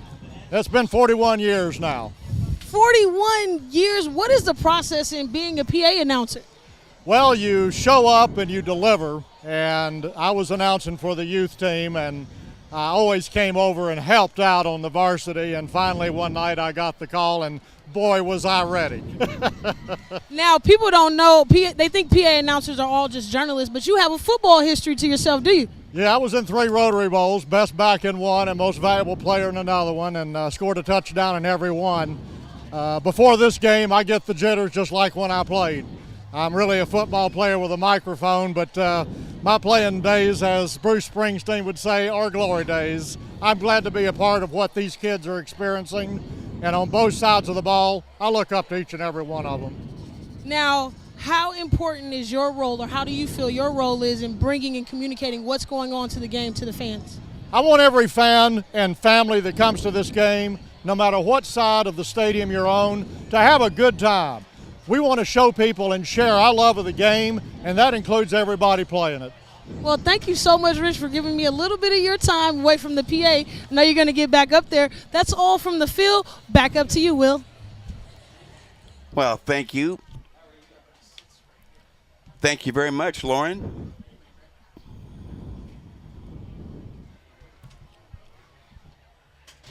I guess she's trying to toss to me, but I don't think I'm potted up. You're not supposed to be.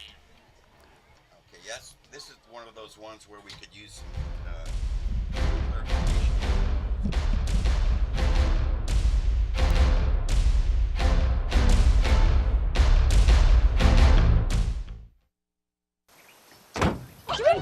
They'll test you. Try to break your will. But however loud the loudness gets, however many cheese puffs may fly, you're the driver, the one in control. Stand firm. Just wait. And move only when you hear the click that says they're buckled in for the drive.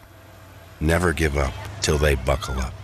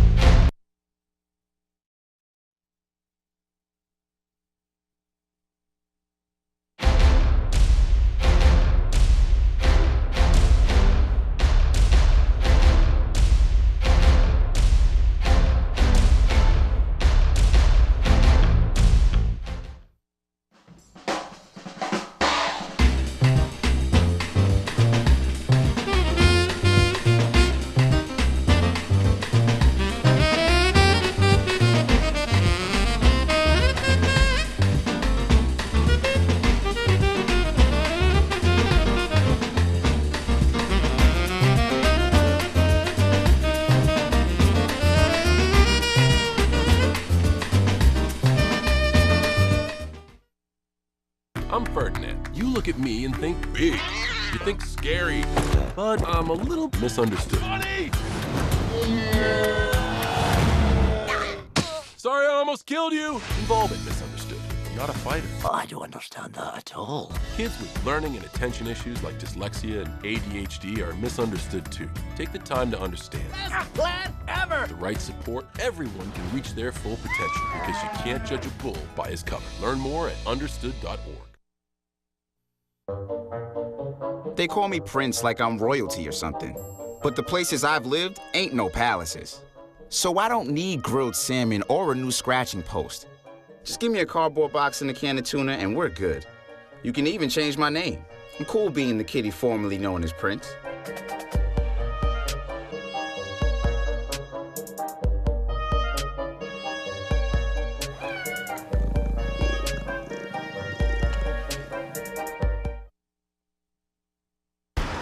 Look at you. You're at the top of your game. You're unstoppable. Nothing can throw you off track. Wait, is that your car? Uh-oh. Yeah, I saw that coming. That will throw you off track. You're looking at around 10 grand in fines, legal fees, and increased insurance rates. Let's try this again. Smart move. Because buzz driving is drunk driving.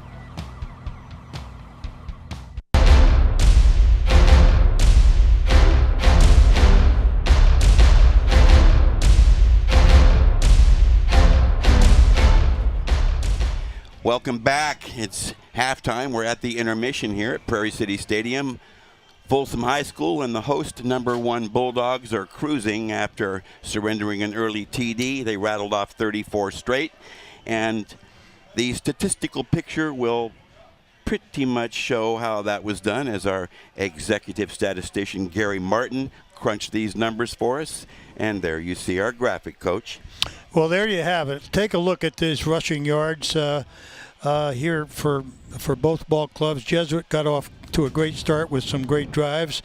12 yards, but to 129. Passing 90 to 114. Total offense 238, 202, and probably 90% of that 202 was throughout the first quarter and maybe part of the second quarter, Will. And then we know the game changed. The game changed dramatically. As you look at the rest of them, first downs, the stats are reasonably close. The battle is close here, but the scoreboard is quite a difference, and you can see why. The time of possession when Folsom does have the football, they score quickly. They have so many deep threats, Will, to go all the way. And like we said, Jesuit's going to have an uphill battle, and with a couple of key injuries, that's going to be a tough task for them to climb. No doubt, and that's again another indication of how statistics can be misleading. Ball control was one of the key things that Jesuit hoped to achieve in this game, and you see there they did a pretty good job of it, yet the overwhelming disparity in the scoring column just neutralizes that. So it's a funny game sometimes. However, the meager rushing totals, they had a couple of their starting backs leave the ball game. Evidently, Canaan we saw limping, a nagging injury. Rutherford's status, not sure what the deal was there, but they were counting heavily on that production. They did. And Cunningham came in and did a great, adequate job, and particularly on one series. He got off the football, ran hard for his size, and moved the chains, etc. But when they didn't get in, down on the 1.5 yard line, that's almost the story of the half. Hopefully not the ball game, because the tide turned from that point on. It turned dramatically and non-stop tide. 34 unanswered is quite a statement, and it's clear that 7-0 deficit early in the ball game didn't matter much to the top-ranked Bulldogs. However, when things flipped and Folsom took a 2 and 3 touchdown lead, we could see quite the opposite effect with the visiting Marauders. Very, very definitely it affected them on the field as well as their bench, and that all that enthusiasm and motivation was dying quickly, Will, and particularly in the last 5-6 minutes of that first half, where pretty much, Bennett could take over whether he be passing or rushing. They protected him. We weren't getting much of a rush, and we didn't get great coverage in the secondary. Well, there were some breakdowns. The long throw by Harbago that was overthrown by quite a ways directly to Davis Smith. Turnovers are always significant, though that was the only one of the first half. It compounded the predicament Jesuit was already in at that time.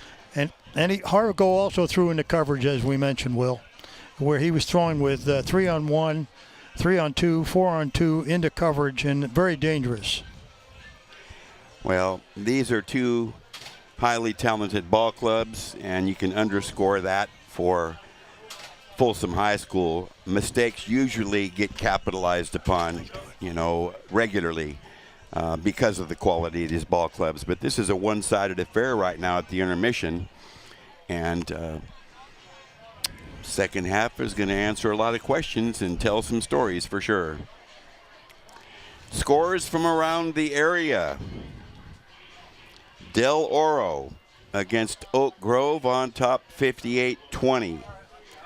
Wood Creek over Kennedy 21-6 at the half. Inderkum annihilating American Canyon 55-0 at the half. Rockland up 3 touchdowns on Franklin in the second. And as we continue along here, Burbank and Sheldon squared at 13-all in the second. Antelope by 2 scores over Lincoln in the third. Oak Ridge pitching a shutout against Vacaville, 28-zip at halftime. Deadlock with Christian Brothers and Pleasant Grove. First quarter, 19-19. Gee whiz, that's a lot of scoring for one quarter. Well, we know Intercom is up. They've got an army of backs there in Terry's Ball Club at the half with 55 points. They can put them on quick. Okay, Rockland suffering a tough loss, 1-point loss to Antelope last week, coming back strongly against Franklin, 28-7.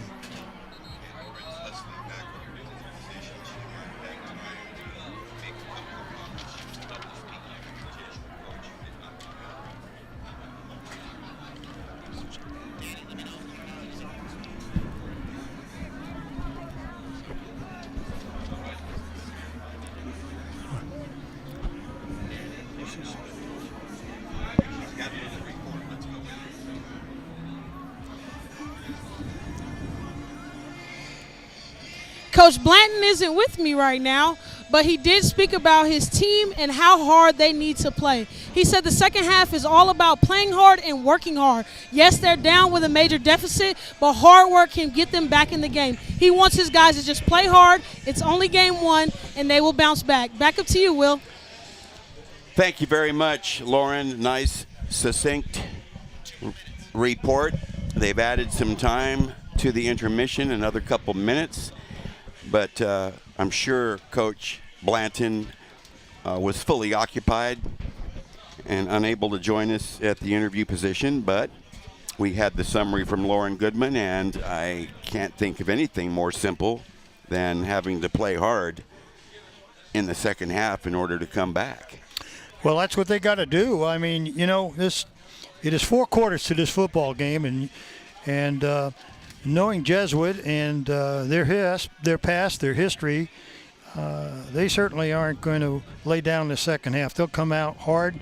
The question is, they've got to not make mistakes. They got to move the football, and quite frankly, they got to capitalize on that run offense and play action. Hit those big receivers early and not into coverage, because they've got big time receivers out there if Harvigo can get the ball to them. We'll see. We'll see how effective the halftime discussion was. It has to be applied on the field. However, the Marauders will be kicking off and giving the ball immediately back to Bennett and that Bulldog offense as they are lined up and ready to commence third quarter action. In case you've just joined us, a second quarter blitz by the Folsom Bulldogs. They trailed 7-0 and then rattled off 34 straight. That's where we stand right now as we're set to open the third period here. Gabe Newman to do the booting. Twin Bulldog receivers standing at the 10. And again, this crowd is really turned out for this highly celebrated confrontation between these two squads. Well, I'm glad to see most of the Jesuit fans still hanging on and not giving up on the far side, even though they're behind by quite a few points here. We've got 2 quarters to go, and this first series is extremely important. And as Coach Richardson said, we're going to find out if we're ready in the third quarter. Well, there's the kickoff, taken outside the 10-yard line, and a big hole opens up. Look out. A speed merchant on the move, and this is going to be returned by C.J. Hutton, who looked like he was going about half speed on that for a while. And just like that, 90 yards, C.J. all the way. He capitalized on that running lane, which was wide open. Wow. And talk about a burst of speed. If anybody doubt that front speed, late speed, we talk about his moves when he's running a route, but we haven't seen him run 90 to 100 yards like that with a great burst and finishing strong. I cannot think of anything more devastating to Jesuit than that play right there. Wow. After all the encouragement in the world, I'm sure, poured onto them by Coach Blanton and the staff at the intermission, all just taken back right there in one swift move. PAT on the way. A line drive is a bullseye in just 12 seconds. The Bulldogs, as we see here, add to the lead. There's Hutton right down the middle and turning it on. He's leaving the field. It's been a long time since I've seen a kickoff return for a touchdown with so few people chasing the return man. 41-7. The shock treatment continues. Well, if you recall, in pregame, we talked about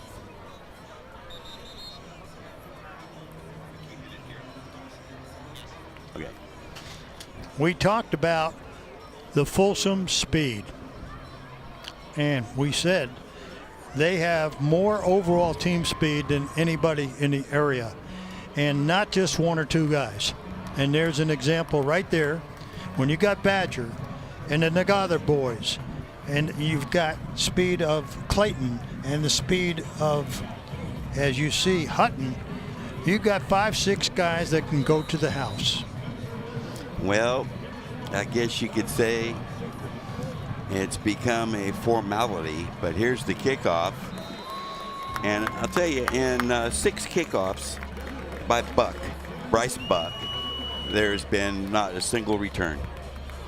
That is so great, because your opponents are going to have to drive 80 yards every single time. What a great weapon that is.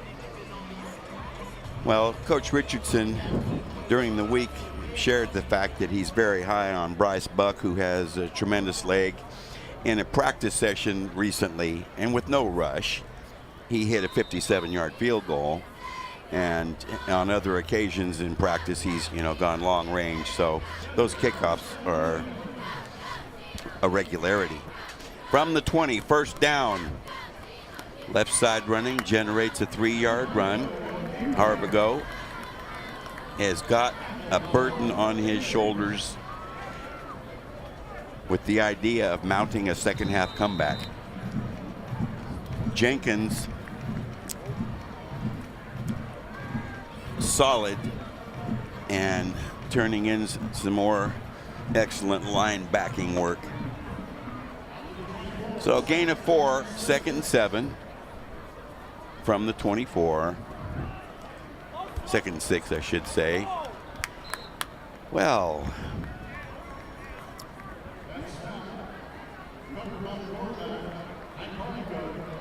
loose football. Marauders still control it. That would be a tough job to have right there.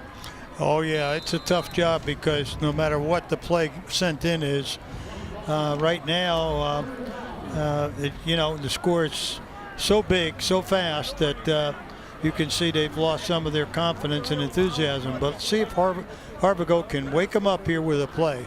3rd and 5. They need a spark, and that will not get it done. They only gain a couple on the give that time, and it was sealed off nicely to prevent Cunningham from reaching first down yardage. Well, that get off that we saw in the first half with that push by the front, by the Jesuit front, is apparently they're not getting off as quick as it did in that first quarter. No hesitation on 4th and 1 here. They need all the plays they can get, and they're hoping to sustain here. And they smack it and just do have the momentum to pick up the yard. Well, they gave him a good spot. Move the chains. First down, Jesuit. That's a start. They park the football at the 31. Fresh set of downs.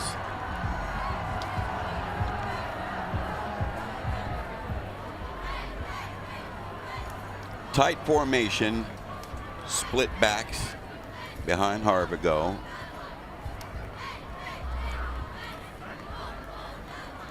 Keep after the fake, and he struggles to the 35-yard line. About a 4-yard pickup. 2nd down upcoming. rather conservative on the play call and time consuming, and we have a fallen Marauder here, so we're going to stop play. It looks like their big left tackle, Carlos Lopez, yeah. Sorry to see that, and we'll not speculate, but I hope that's certainly nothing serious. Carlos is a big guy, 6'1", 275, and a strong part of that Jesuit front. And several of the Jesuit, I know Folsom has got Swaniger out, and their top tackler, and hopefully it's not serious. And now Jesuit has got to have about 3 that we've seen banged up here tonight, and we don't know what the case is for Rutherford, and perhaps it's just play defense and rest up for the season. I don't know. I haven't had any contact to see.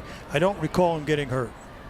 Neither do I. Coming into this ball game, I rather felt that he was going to be a vital part on both sides of the line of scrimmage, and that Jesuit would need superior performances by Rutherford on both sides. Well, but it's been an early exit.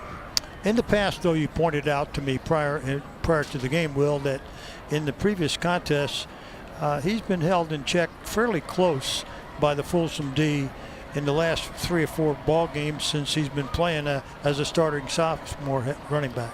He has. In those 3 games, he's gained less than 200 yards and has yet to score a touchdown. And if there was an injury, I didn't pick it up, but if that's the case, we certainly hope that's not going to be a lingering injury or something that would, have a major effect on the remainder of the season at this stage. Well, I agree with you. And then Kanan had to come in and, carry the brunt and gain some yards in between the tackles. They seem to have some early success running inside with that veer dive and the counter veer. And really,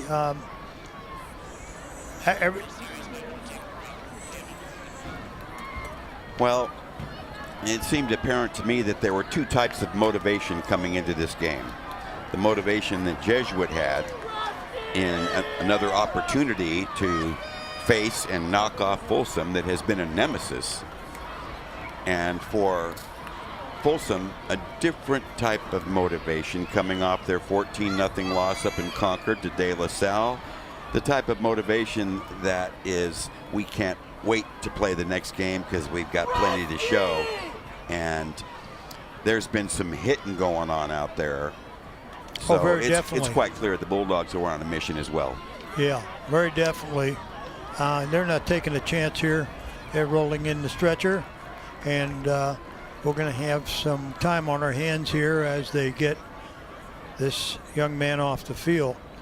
But again, back to our history of this game, and if you recall last year, Jesuit lost fairly big. We covered that, and then in the playoffs they played much tougher against Folsom in playoffs. They had more experience. They had a lot of young juniors on that team that went through a season, won the Delta, and came back much tougher.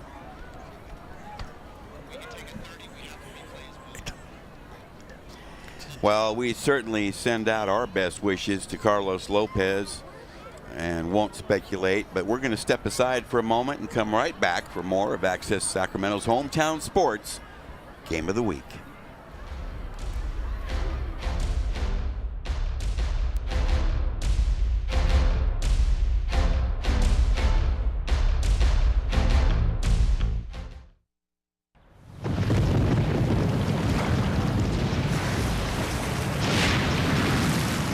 Up to 40% of businesses never recover after experiencing a major disaster. Make a plan at ready.gov/business.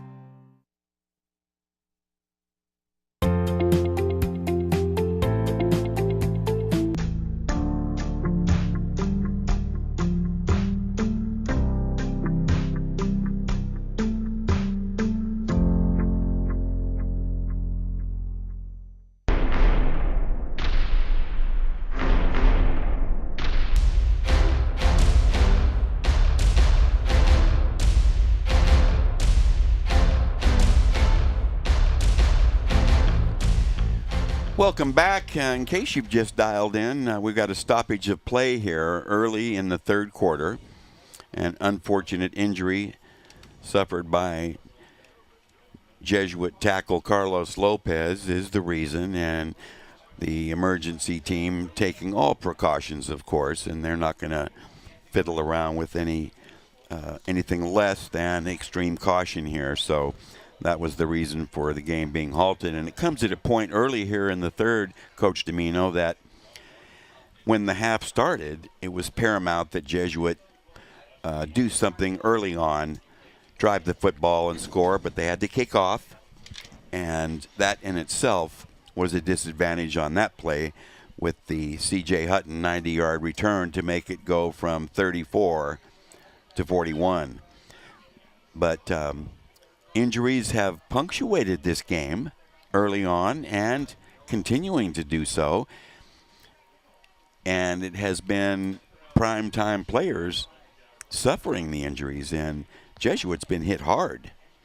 Well, yes, they have, and it's their first ball game of the year, and certainly they don't want to lose these players for the season, and we don't know the extent of the other injuries. This seems very serious with them taking the most precaution, and I can understand. No, this, as mentioned, it just seems like, again, and this is, we don't have enough data to substantiate. We chatted about this prior to it with the less hitting with the helmet and the shoulders and more low tackling, etc. And whether this occurred in a block or however it occurred, this particular injury, but I see a lot of missed tackles here. We've worked 2 weeks now, and I think we've seen more missed tackles, and I'm not taking anything away from the receiver or the ball carrier with moves. I'm talking about missed tackles than we've seen throughout many seasons, Will. What do you think? Well, it's our observations are correct. We also have the benefit of multiple replays to reinforce that notion, and I think you brought up a great point earlier about the new rule coverage specifically related to concussion and how that has adjusted defensive hits. It certainly has, and it's forced a lot of people, even though you're not supposed to tackle with your head down, because you certainly are, going to have your damage, neck damage, head damage with your head down, but it seems like more attempts in the open field for the low tackle. Now, angles at this time of the year are very important in the open field. And, angles to the ball and angles to your tackle in the open field, and you just you miss a tackle there, the whole, everybody knows it. You miss a block in the trenches, and nobody might have seen it. So, but it's only 2 games, and I'm sure that there will be data available as the season moves on if there's any impact or effect on the new rules versus missed tackles. Well, it's, safety is an ongoing concern. We've had rule changes frequently with regard to that, and that I'm quite certain will continue. But this 5'11", 250-pound senior offensive tackle leaving the field, our best wishes are with him, and certainly everybody in the stadium was brought to a very silent, solemn mood here while he was being attended to. A reset here shows 9:21 early third quarter in a ball game that opened with a promising note for the underdog Jesuit Marauders and quickly swung dramatically and into an avalanche of scoring. Okay, let's check in with Lauren Goodman as they line up on the field. Let's get an update. From the field right now with the injury update, that was number 71, Carlos.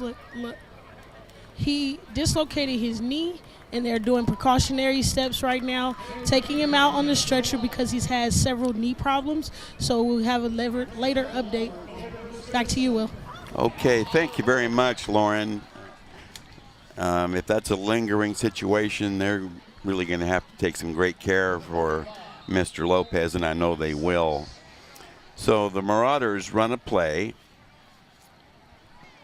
and it brings up 3rd and 6. It was no gain, evidently, on that. And they operate from their own 35-yard line. Harvigo fires out to the right side, and he's got a nice catch in a crowd. And finally, in a group of 5 defenders, 2 of the Bulldogs knock him down, and it's Latu. Once again, they've got those big receivers out there. Latu being heavily recruited by the Pac-12 as well as also the SEC. And he's a good one. Well, it was a 9-yard pickup, and I think that's only the 2nd time all night that I've heard his name.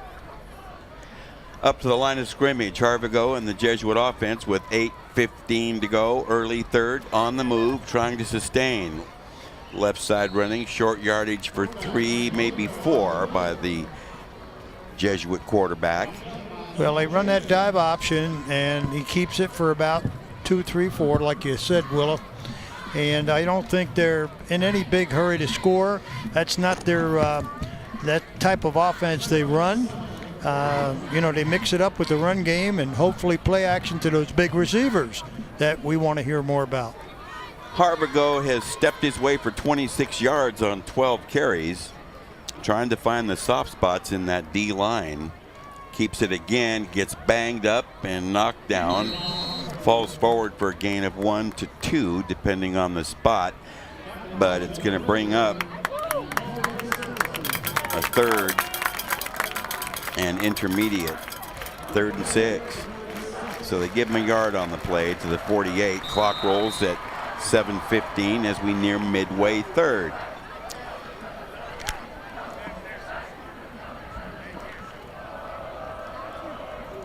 Big Red trying to get fired up by their crowd across the way, especially the right side in that all white clad cheering section for the Marauders. Turn and give. Another small bite of 3 or so. Cunningham getting lots of work now. 4th and a couple from the Folsom 48. I'm quite sure, based on the fact that Jesuit needs everything they can get their hands on, these 4th and shorts will be automatic. They're not going to punt the football, Will. They've got to keep the ball away from the Bulldogs as much as possible here. I'm sure we'll see that option once again. Cunningham now 44 yards on the ground, 11 carries. Harvigo tries to sneak nowhere to go to the right side and got drilled. Well, stacked up. The fake to the halfback that ran the dive, he gained 3 yards without the ball.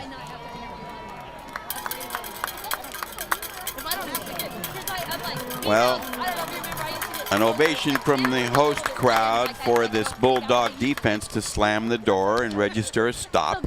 The ball goes over exactly at midway 3rd, 6-minute mark, 1st and 10 for the Top Dogs. And they'll play from their 47-yard line.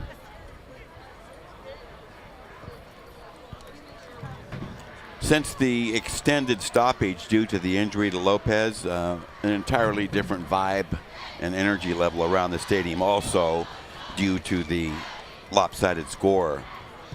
I see some people on the sidelines, including Joe Nagata, and I see some of the top people. All right, good defensive effort there on the part of number 24 in that secondary for the first time tonight.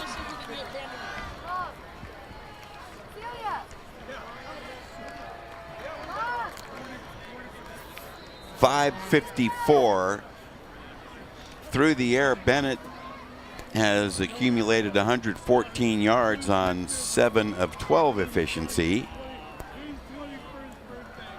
Handoff up the middle. Nice line surge that time.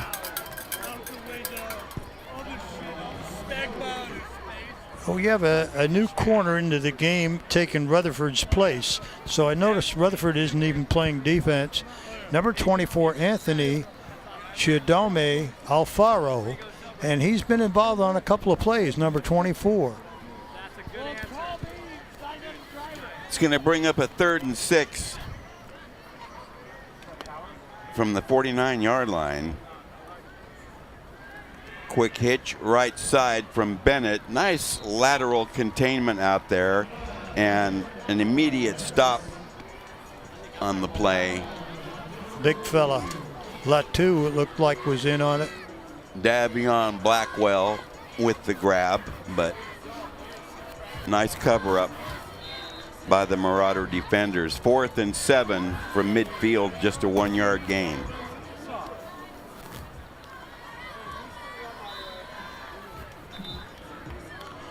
Unfortunately, we got encroachment on the far side defensive end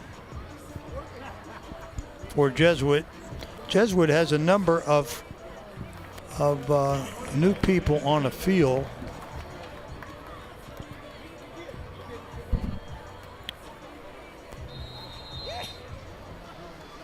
That is our game referee, Mark Evans, wearing the white cap.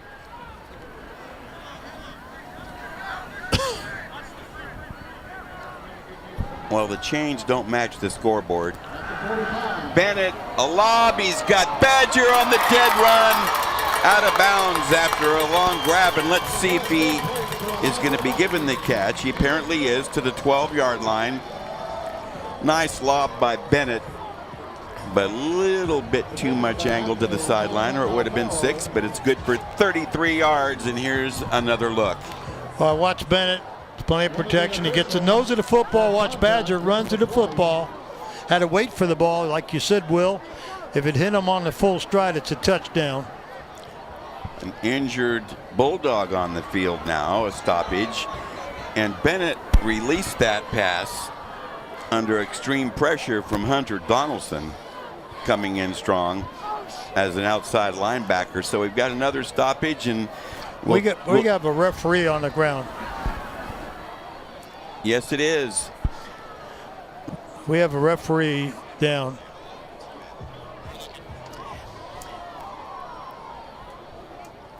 You don't see it too often, but it does happen. These game officials are right in the center of action, and sometimes in the wrong place at the wrong time. You see Coach Richardson out there in the blue shirt looking on, and now he's being helped up, and he's going to get a nice hand from this crowd, but we'll see if he's able to continue, or it would be advisable to take the rest of the night off and work with just 4. A right shoulder scenario, it looks like.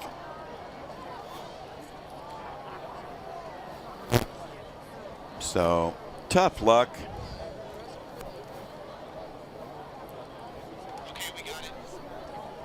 Let's see if we can determine what happened here. Here's a look. Okay, look at our back judge right there. Boom, right there. He got tagged hard, a blindside shot, and that couldn't have felt too good. Davion Blackwell, and our back judge taking a well-deserved break right there. So the gain on the toss to the 12-yard line. 1st and 10 from the Jesuit 12 on that nice lob by Bennett to Badger. Well, what they've done, they've taken the back judge from here, from safety, and moved him into an umpire's position. Standard maneuver when reducing crew from 5 to 4. Okay. Referee Evans says roll it. They started the clock, counting down from 4:25, moving. Toss to the right side, well defended and wiped out by 5 Marauders. That play had no chance. Blackwell, number 9. Vivian Blackwell carries. Kind of looking like, why'd you call my number on that one? Well, welcome to varsity football, because you're replacing a great football player in Danny Nagata. So be ready. A reverse, and Badgers got the reverse. Looking for the daylight, got the end zone spotted. Touchdown, Bulldogs. He looked He looked casual, waited for the blocking to develop, and got in easy without being touched. He looked like he was dancing on water. He really did. Tiptoe through the tulips, so easy. Wiped out, it looks like holding. So they'll run the play again. They'll run the down over. Here's Evans. Holding. Offense. 10-yard penalty. Remains second down. Well, I'll tell you, Badger, he might be, we know about him, but let me tell you, he might be one of the more underrated players in the Valley. Oh, he is. Still a sizable crowd across the way in support of the visiting Marauders, but just a play like that, even called back, has to be demoralizing. Over the middle, short flip, Badger. Inside the 10. Well, you know, I'm particularly looking at their rooting section, and it's a large rooting section and band section, and they're still hanging in there, and I'm glad to see that. Proud of those loyal Marauder fans over there. So after the second and 19, a nice chunk brings up a 3rd and 7. Short throw, hauled in, and a gang tackle job. And there's a flag, probably unsportsmanlike or late hit. Another flag, probably for retaliation, protecting their teammates, so to speak. And we'll let the powers that be in the stripes sort this one out for us, but I can fully understand why Joseph Wagner became involved in that play. Left offensive guard. Well, I think we got a double foul, dead ball foul. Fourth down. Fourth down. So the late hit after the whistle blew, the penalty against Jesuit, and then the protecting the teammate aftermath called on Folsom. This game has unraveled since the unfortunate injury to Lopez, and multiple delays, including the back judge getting knocked out of action.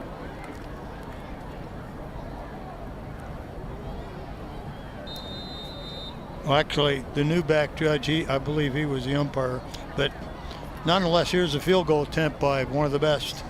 From the 15, it looks like. We'll call it a 25 from the left hash.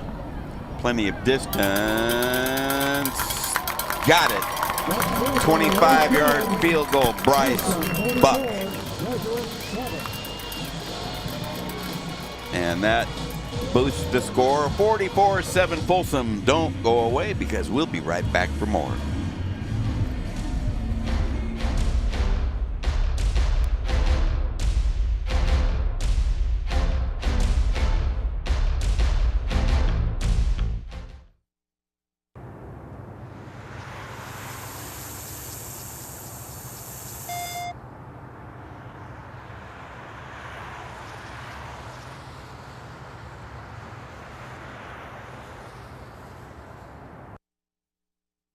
I'm Ferdinand. You look at me and think big.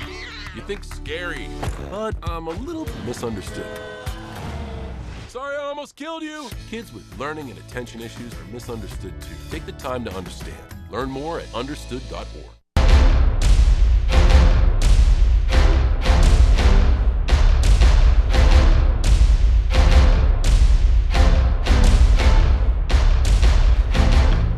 The scoring drive, 53 yards, 9 plays, 3¼ minutes for the field goal.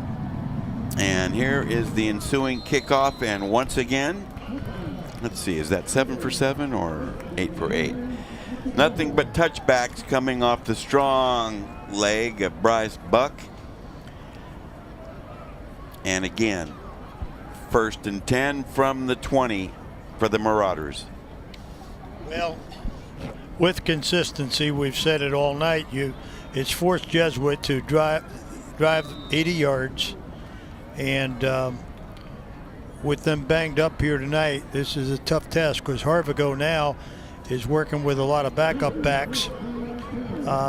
Although I think Cunningham's capable of being a very adequate fill-in.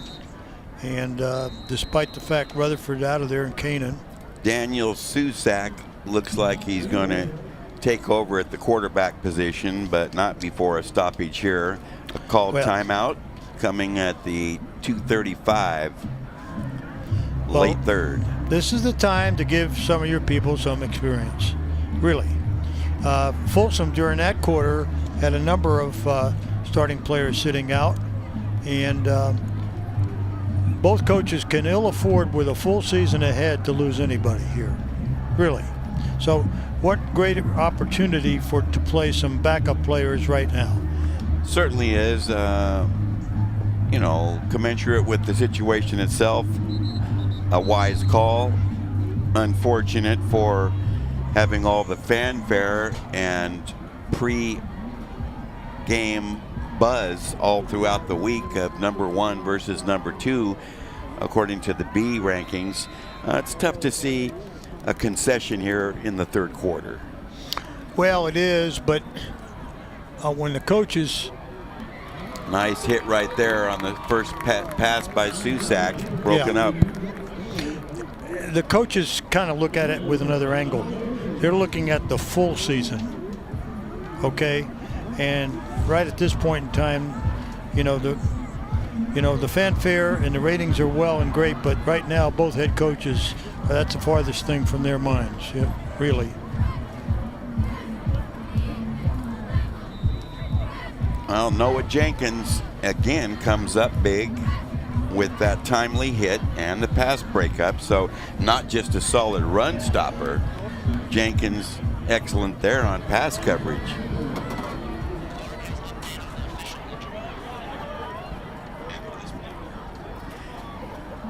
Susak finds some space to throw, and it's incomplete. Let's check in again with Lauren Goodman. Now, a unique injury update. In the last play, the referee or the umpire got the wind knocked out of him, and he's dealing with some difficulty in raising his arm, and he had a few scratches and skips on his face. Hopefully, umpire Jim Zazer can come back to the game, but we'll keep a watch on his return. Back to you, Will. Well, thank you, Lauren. Happy to hear that it wasn't ultra serious, and that, unpadded middle-aged guy getting tagged by a strong student athlete. Those are hard shots.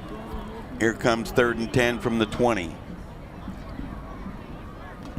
A bullet, a breakup intended there for McEntee.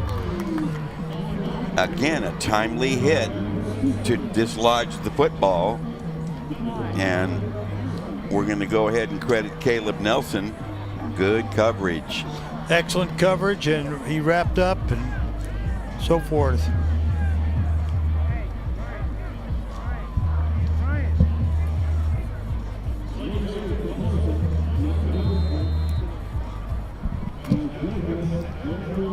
Punt formation shown by the Marauders. So Daniel Susak in his first series at quarterback had some on-target passes, but broken up with good hits. Line drive punt directly to the returner. Badger says, thank you very much. A cut back, a burst, and hit by 2 Marauders and dropped inside the 20. Another long run back. Something the Marauders haven't had all night on 7 kickoffs. 39 yards on the punt, and Badger with a 41 run back. So that worked out well for the Bulldogs.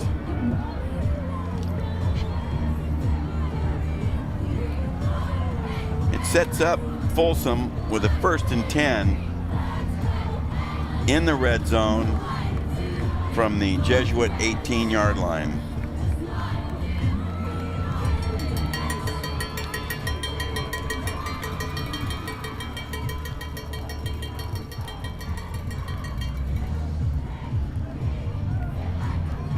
We've definitely seen a dramatic shift in intensity from the visiting Marauders, and fully understood. Boy, look at that. Short throw, tough running afterward, and a disgruntled group of Marauder tacklers there.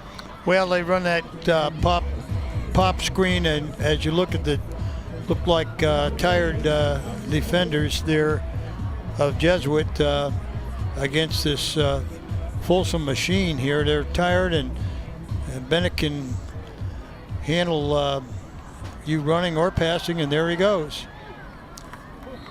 Gain of 4 brought about that 2nd and 6, and Folsom as well is going with the substitute card, as they have brought on their number 2, and wisely so. Justifiable, and certainly the smart move by Coach Richardson, who doesn't want to have Bennett in here at this stage. I don't blame him one bit. Reithmeyer getting his shot there, young junior. Perhaps the heir apparent down there, and a lot of young players on both sides of the ball now. We did see in a previous play a very nice tackle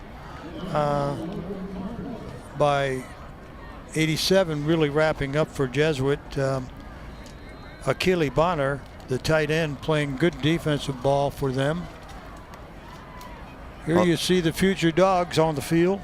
It'll be important for the Jesuit staff to find positivity out of this, and it's there. They did have some moments, but that'll need to be reinforced prior to their 2nd game of the year. On 4th and 2. Nice push, 1st down, 1st and goal upcoming. And again, substitutions are doing the job. Well, I love that. I love that effort by Washburn. I really do. His yards after contact, he wanted to move the chains. Very impressive by Joey Washburn. We've played 3. Don't wander off. More of the Hometown Sports Game of the Week dead ahead. Stay with us.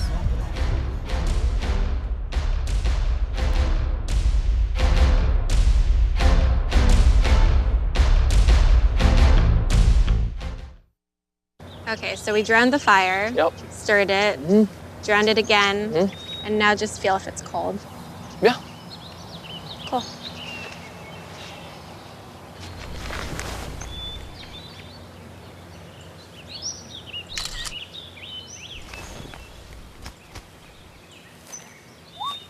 Smokey just gave me a bear hug.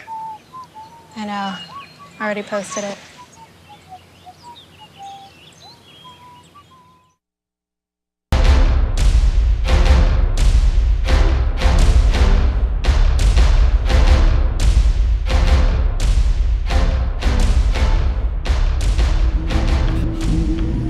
We open the 4th quarter here. Scoreboard showing the big story. 44-7, 44 unanswered points. And it looks as though the Folsom Bulldogs, with many substitutes on the field, are banging on the door again. From the 3-yard line. Caught in the backfield, spun around, and dropped for a loss. Tough D right there by the Marauders.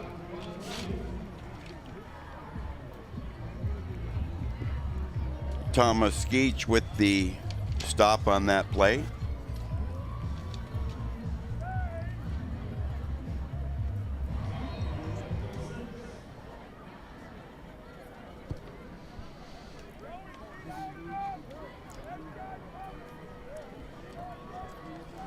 2nd and 6 now after the loss from the 3-yard line.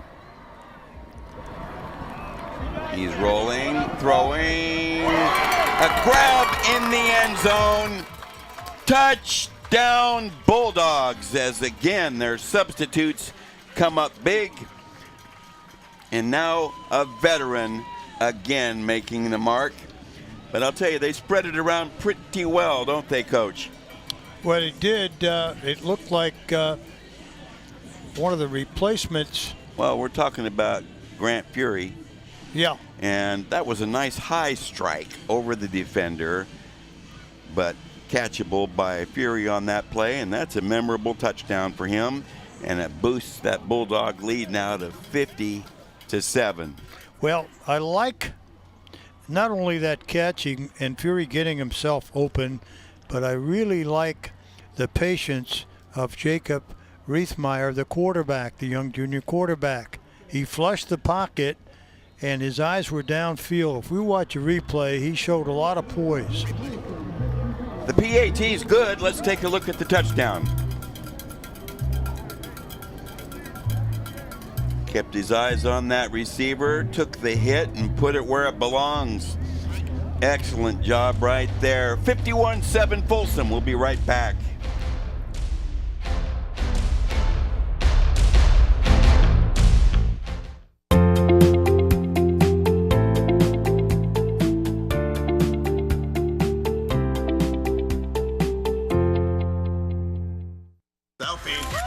Nailed it.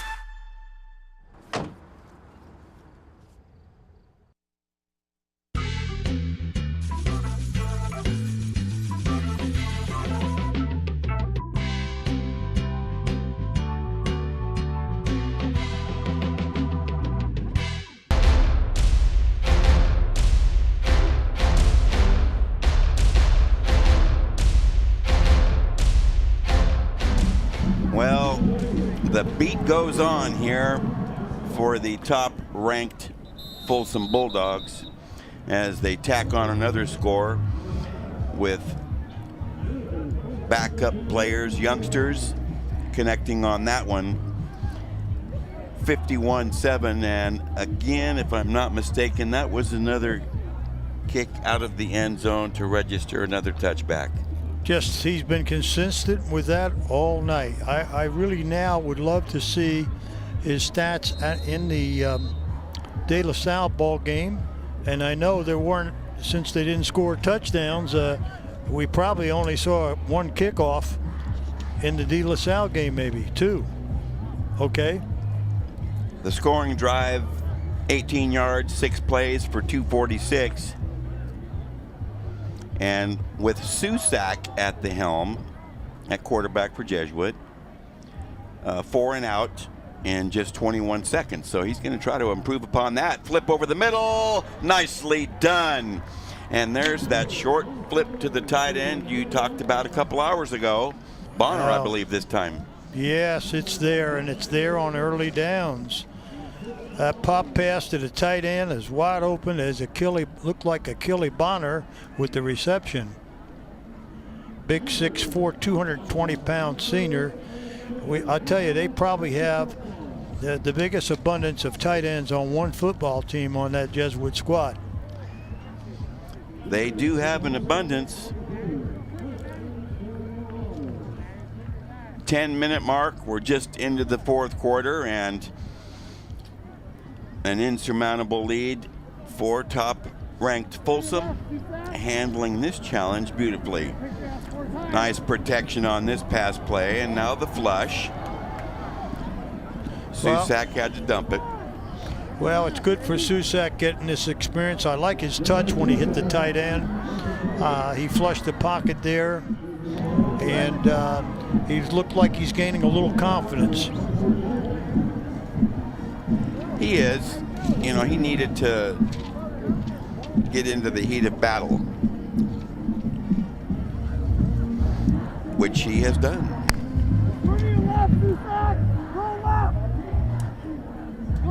2nd and 10, this time from the 43 on 2nd down after the incompletion. Now there's a nice looking play right there, a veer special, and it looks like near first down yardage on a misdirection.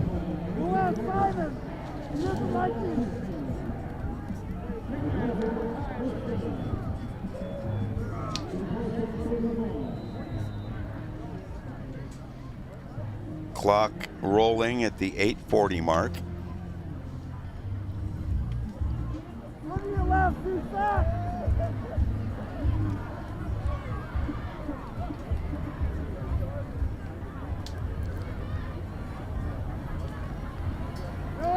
Susak fakes, throws, incomplete.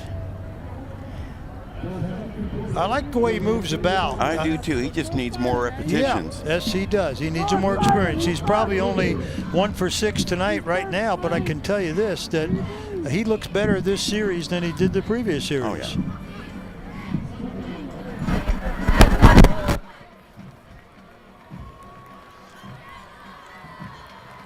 At the 7:55, a continuing clock roll with the huge lead accounting for the moving clock.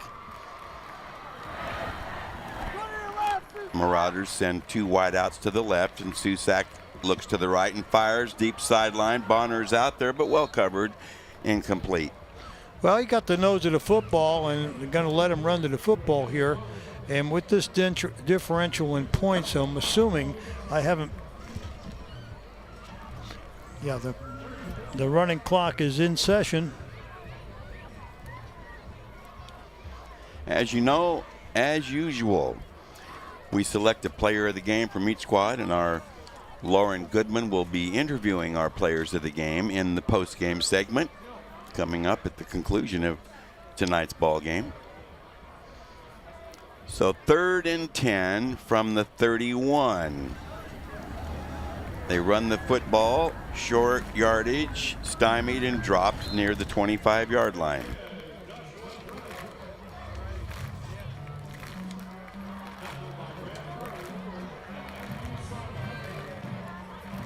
They put it just inside the 25. It's going to bring up 4th and 4.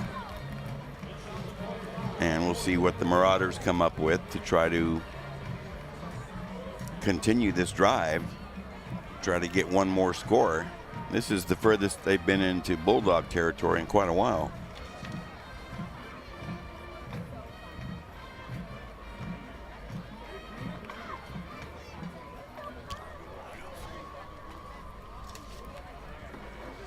So it's a 4th and 4.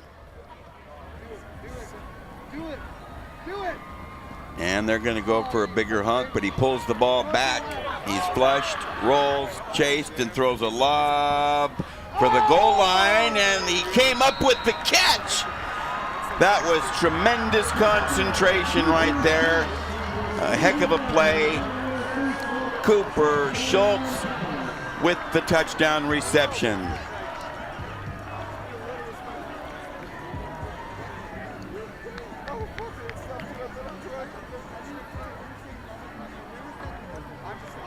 Credit Susak for nerves of steel and composure on that play.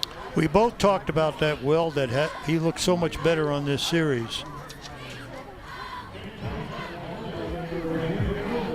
So on for the PAT.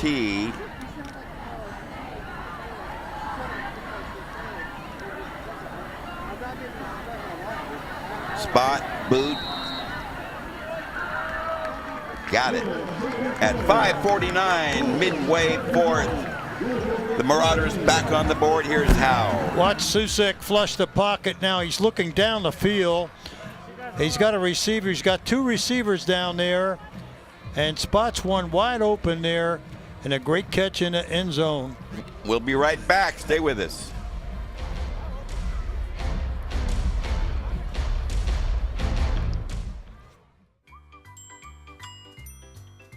Fancy pants peanut butter? A big screen television? You haven't even bought a sofa yet. A motorcycle? When your father finds out, he's gonna flip his shoes with 2 buckles? What do you even need 2 buckles for? Mr. Big Shot, buying whiskey shots for everybody in the bar. From the looks of it, I'd say nobody even remembers. feed the pig.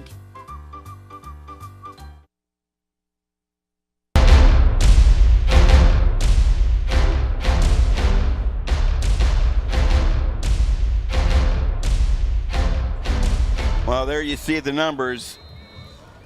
Jesuit back on the board for the first time since early in the first quarter.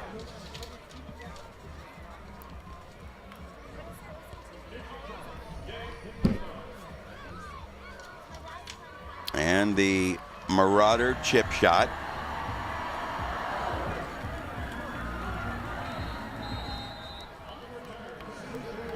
There you see Hutton receiving the ball and not taking any chances, just getting out of bounds and avoid getting hit.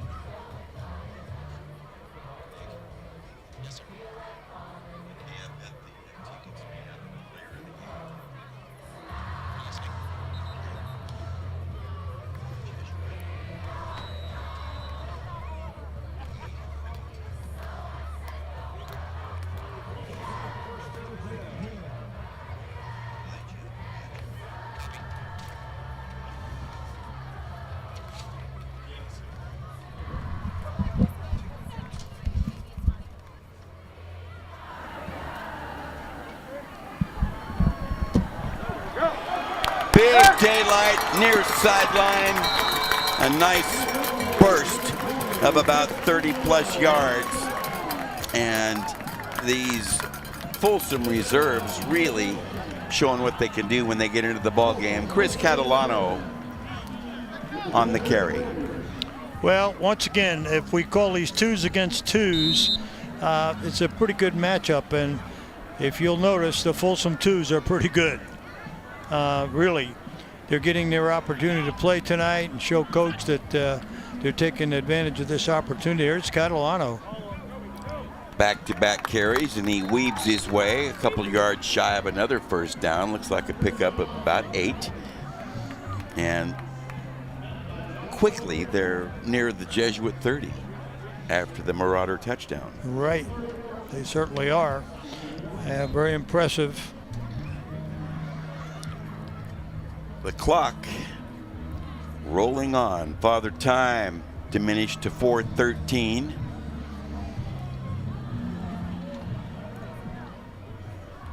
Excellent opportunity for the number 2s to play. Big hole, first down, easy money, nearly to the 20. Well, I'll tell you what, that's a load to stop Joey Washburn. Power running right there. Very impressive. Number 12, fullback looking. Well, he's a big guy, 6 feet, 225, senior. And I'll tell you, a guy like that, it's tough. Here he is playing real hard as a senior, trying to get more playing time. Can't even break the first unit, Will.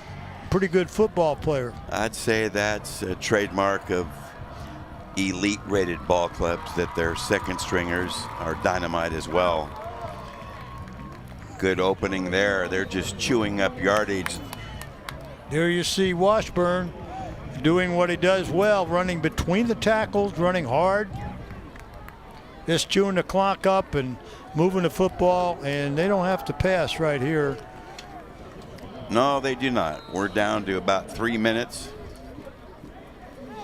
They're using maximum also on the clock, Will, which is good on the part of Coach Richardson. Class act. Yes, he is. And he calls a timeout. He's going to talk to these youngsters. Well, we'll take a little pause ourselves and step away for a short one. Don't wander off. Plenty more to come on the Hometown Sports Game of the Week.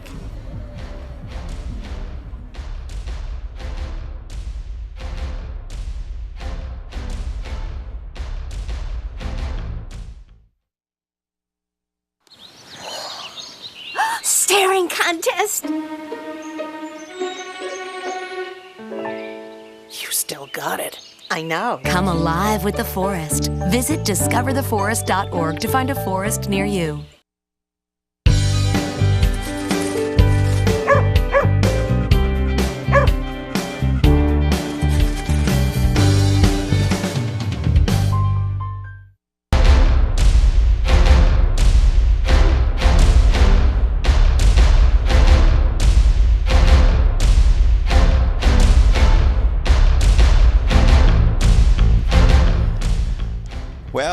Red zone action here from Folsom. Right side running. Number 12 again, making his mark, Coach. Washburn's letting them know that, hey, I'm ready to play, Coach. Well, we talked about statistics. And in total offense, though Jesuit has run 21 more plays, they have the same total, 332 total yards. Jesuit averaging 5.6, Bulldogs 8.7. Amazing. Go figure. Yes. Yeah. Same plays, a little different average, though, per play. 1st and 10 from the 11. And big plays by Folsom. Big plays tonight. Well, call my number. I'm good, too. Boy, tough to bring down right there. Wouldn't want to try to stop him myself. Well, I'll tell you what, that looked like Thagard there. Caleb Thagard hasn't played. Well, Caleb showed some stuff right there. Yes, he did. He ran hard. Gain of 5, 2nd and 5, 1:25 on the clock. And understandably so, the large contingent from across the way traveling to support Jesuit has dwindled.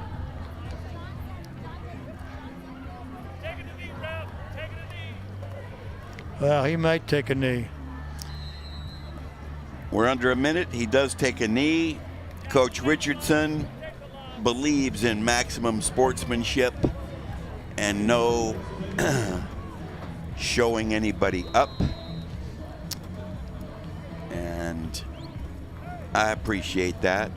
It's always a pleasure to see a class act. Very definitely. And once again, Folsom coming away with a big victory. And as we get down to the final 20 seconds, take a knee again, and that should do it. That will do it. A rather, in certain senses, surprising outcome tonight when factoring in a few things, but giving full credit to Folsom's decade-long domination. In that aspect, not surprising they do what they do.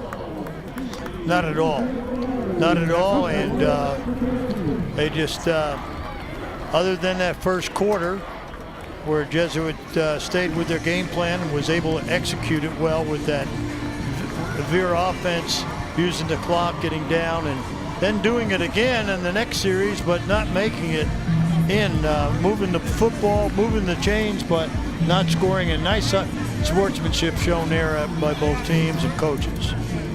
Absolutely, two highly successful programs, and the finishing touches applied in this one. We're going to come back shortly, and when we do return, just because you're still there, we'll have our post-game segment and join Lauren Goodman for interviews of our players of the game. Stay with us.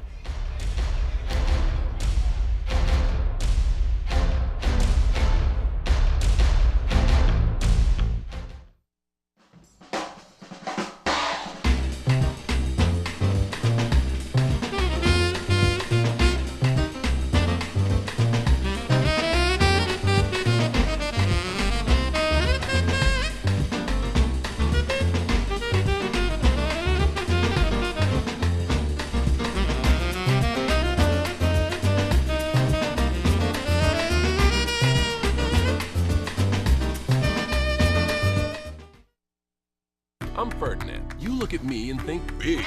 You think scary. But I'm a little misunderstood. Sorry I almost killed you. We've all been misunderstood.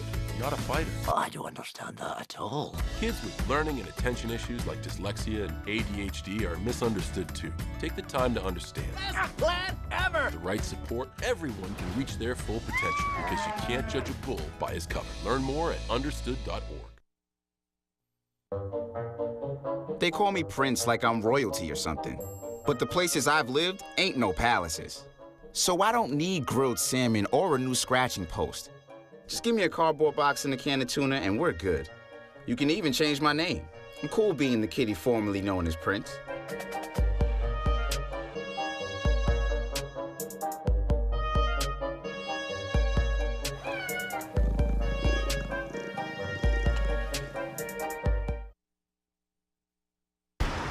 Look at you. You're at the top of your game. You're unstoppable. Nothing can throw you off track. Wait, is that your car? Uh-oh. Yeah, I saw that coming. That will throw you off track.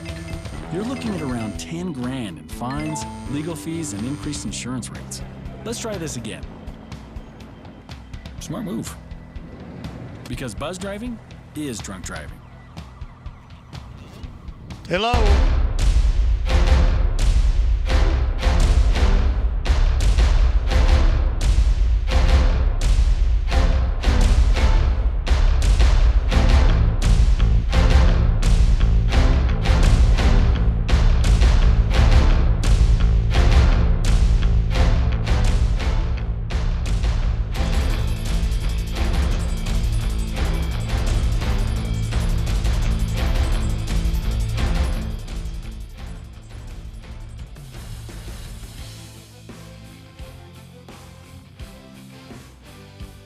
Number 4, Jesuit High School. Thank you very much. I appreciate that. And the final score will certainly tell the story, though there are some details to spill in. So, yes, indeed, the verdict is in. That decision will stand. And Coach Domino, a remarkable performance, again, by the top-ranked team in this area. And before we toss for our post-game interviews, it was another demonstration of this Chris Richardson dynasty-like program to handle adversities and turn it into triumph. Well, he certainly did, and he said the right things to his team, an experienced coach who's been there, done that, and gave them encouragement despite coming on the losing end last week to a national powerhouse. They learned from it, and so he moved in a positive direction all week, ready for this, and they've played in a lot of big games that showed their experience here tonight. They did indeed, and I see Lauren Goodman has gathered 2 important representatives from the Folsom Bulldog contingent, and let's go ahead and send it down to field level. Lauren? Here with the players of the game, first of all, I want to acknowledge Jesuit's player of the game was unable to join us because of injury, but good luck to him on the rest of the season. Now with the Folsom Bulldogs, I have my player of the game and coach of the game. How did you feel coming into the game? First week back, how big was it for your performance? I feel great. We had a great week of practice. We executed well, and we did good when we bounced back from last week. You seem to be the spark plug and the energy for your team. How important is your energy every week for your team to develop? It's a team effort, all 11 players. It's not just me, it's the whole team. You could tell throughout the game everybody was bringing blows. You guys were collabing, seeing you talking to the quarterbacks and the running backs. How good is your camaraderie and you guys going forward into next week? It's good chemistry. We just need another good week of practice like we had this week and come back harder. Congratulations on being our player of the week. Now from the coach for this winning game. Coach, you talked about highlighting, protecting your quarterback, making sure you win on the turnover battle. How do you feel your team responded in that second half? Oh, I think we played a really solid football game. You know, again, you can see the quality of athlete we have on the perimeter as good as anybody out there. So as long as we can hold up in protection and get the ball out to our playmakers, they're going to make great things happen. You saw Elijah do that tonight, Daniel Nagata, Joe Nagata. I mean, and then you saw CJ with the kick return. I mean, we got some really talented guys. Again, I thought we didn't turn the ball over offensively, and the defense played great. We're physical. I think if you were to talk to Coach Blanton, he told me after the game, I asked him if everything was right. He was like, man, that was a physical game. You guys got after us. So, you know, we got to do those things. We got to stay healthy. We got a little nicked up. We got to get our guys in the training room and evaluate some guys. But I'm pretty happy. That was a great bounce back game after losing to De La Salle. Now, Coach, on the sideline, I noticed you talking about maturity and staying focused in your games. You repeated it over and over. Coaches repeating it over and over. How important is that for your team to move forward and continue to be great? I think that's a massive part because I think everyone's told us all offseason how great we're going to be. We haven't done anything yet. We lost to De La Salle. We just beat a very good Jesuit team. But we got a long season to go. And, you're talking about 16, 17-year-old kids, so – we preach maturity and preach how to act sidelines, classroom, during school, at home. And, if they buy into that type of stuff, which our guys usually do, but it's early in the season. They're a little goofy, right? They're kids, and I want them to have fun. But on the flip side, we want to be a mature team because it's mature teams that win championships. Well, thank you so much, Coach. I appreciate it from both of you guys. That'll be all from the field. Back to you, Will. All right, Lauren. Certainly another eloquent evaluation by Coach Richardson. His program follows the same classy level that he extends. And there's a lot in what he says. The important things, even away from the football field, at home, during class, whatever. It's a standard of excellence in all regards for Folsom football players. Well, those words of wisdom by Coach Richardson go a long way on and off the field. And I love the old school in Coach and teaching them what's life's all about. And that's what good coaches do. They coach the X's and O's, but they coach in the classroom. They coach how you should act among people. And being a solid human being with a great attitude and bring that good attitude every day, and good things will happen.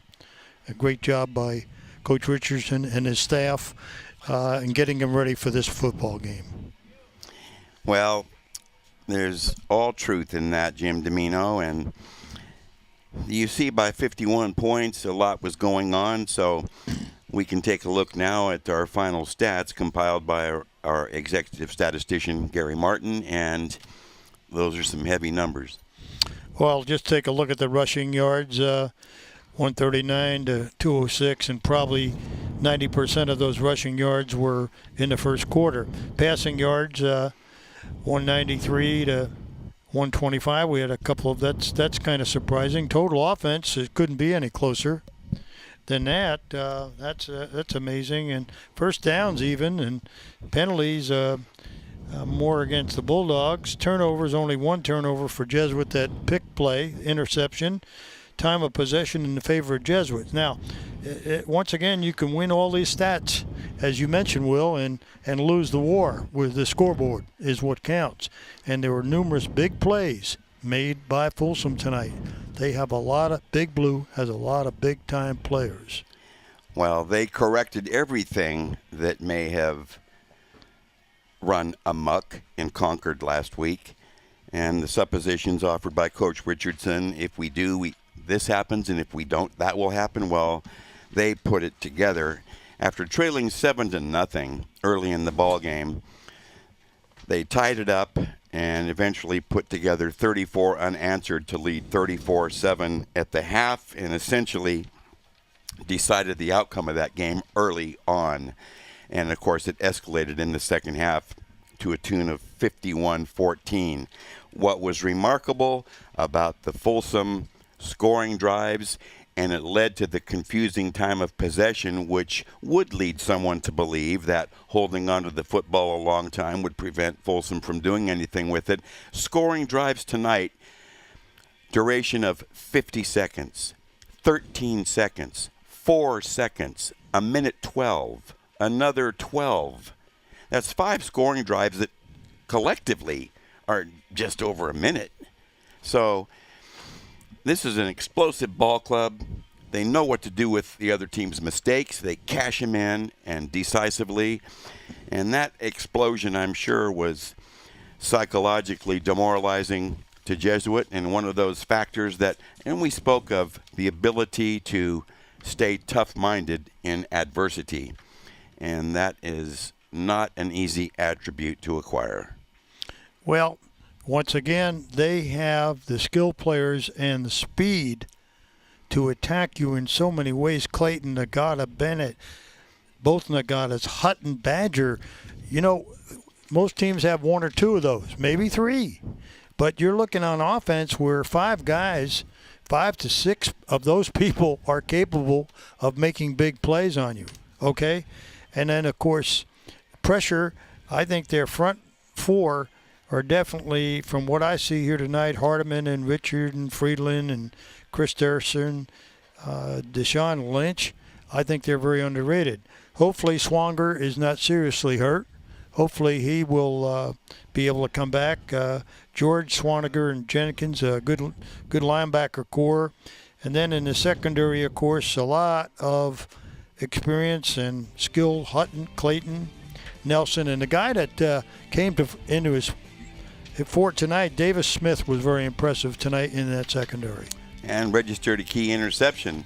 And certainly we want to extend our well wishes to the number of injuries on both sides, but for visiting Jesuit Carlos Lopez, we certainly want a quick recovery regarding his injury. Kanan was beat up tonight with some nags, and Rutherford, don't know the real deal there, but a minimum of playing time. So that was very tough for the visiting Marauders. Now, Gary Martin has passed along some scores from around the area, so we'll just quickly run through this right quick. And Del Oro cruised 58-20 over Oak Grove, and 69-zip Inderkum rolled over American Canyon. Rockland handled Franklin 44-7. A squeaker in the Thomas, 22-19. The Nighthawks hold on at home. Monterey Trail, coming off the big win against Sheldon, blasted San Ramon by 20.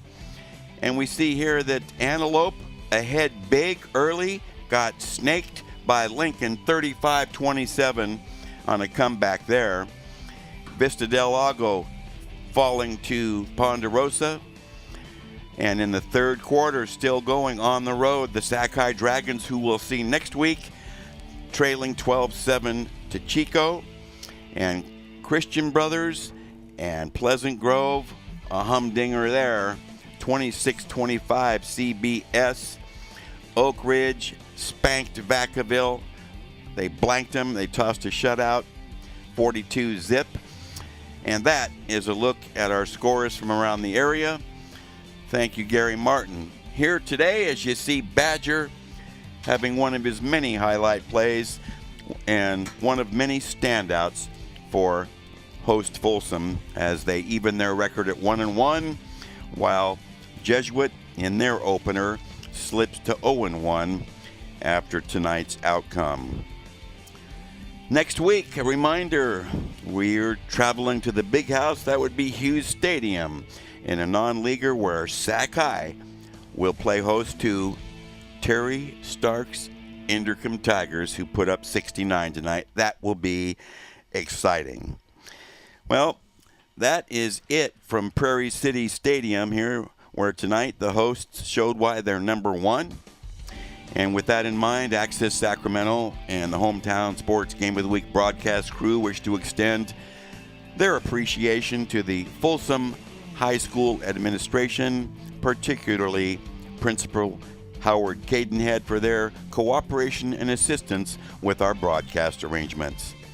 And it should also be noted that the Hometown Sports Game of the Week is a special sports presentation of Access Sacramento in association with Play-by-Play Sports Productions.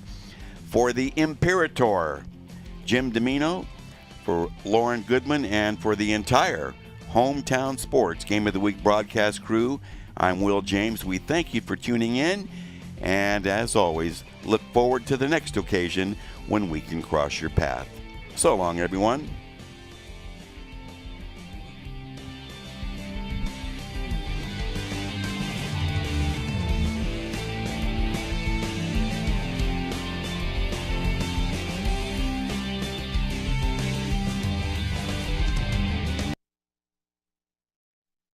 This program from Access Sacramento's Hometown Sports Game of the Week is available for purchase on DVD.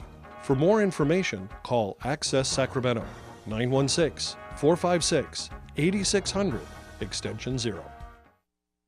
This has been a Hometown Sports Game of the Week broadcast from Access Sacramento.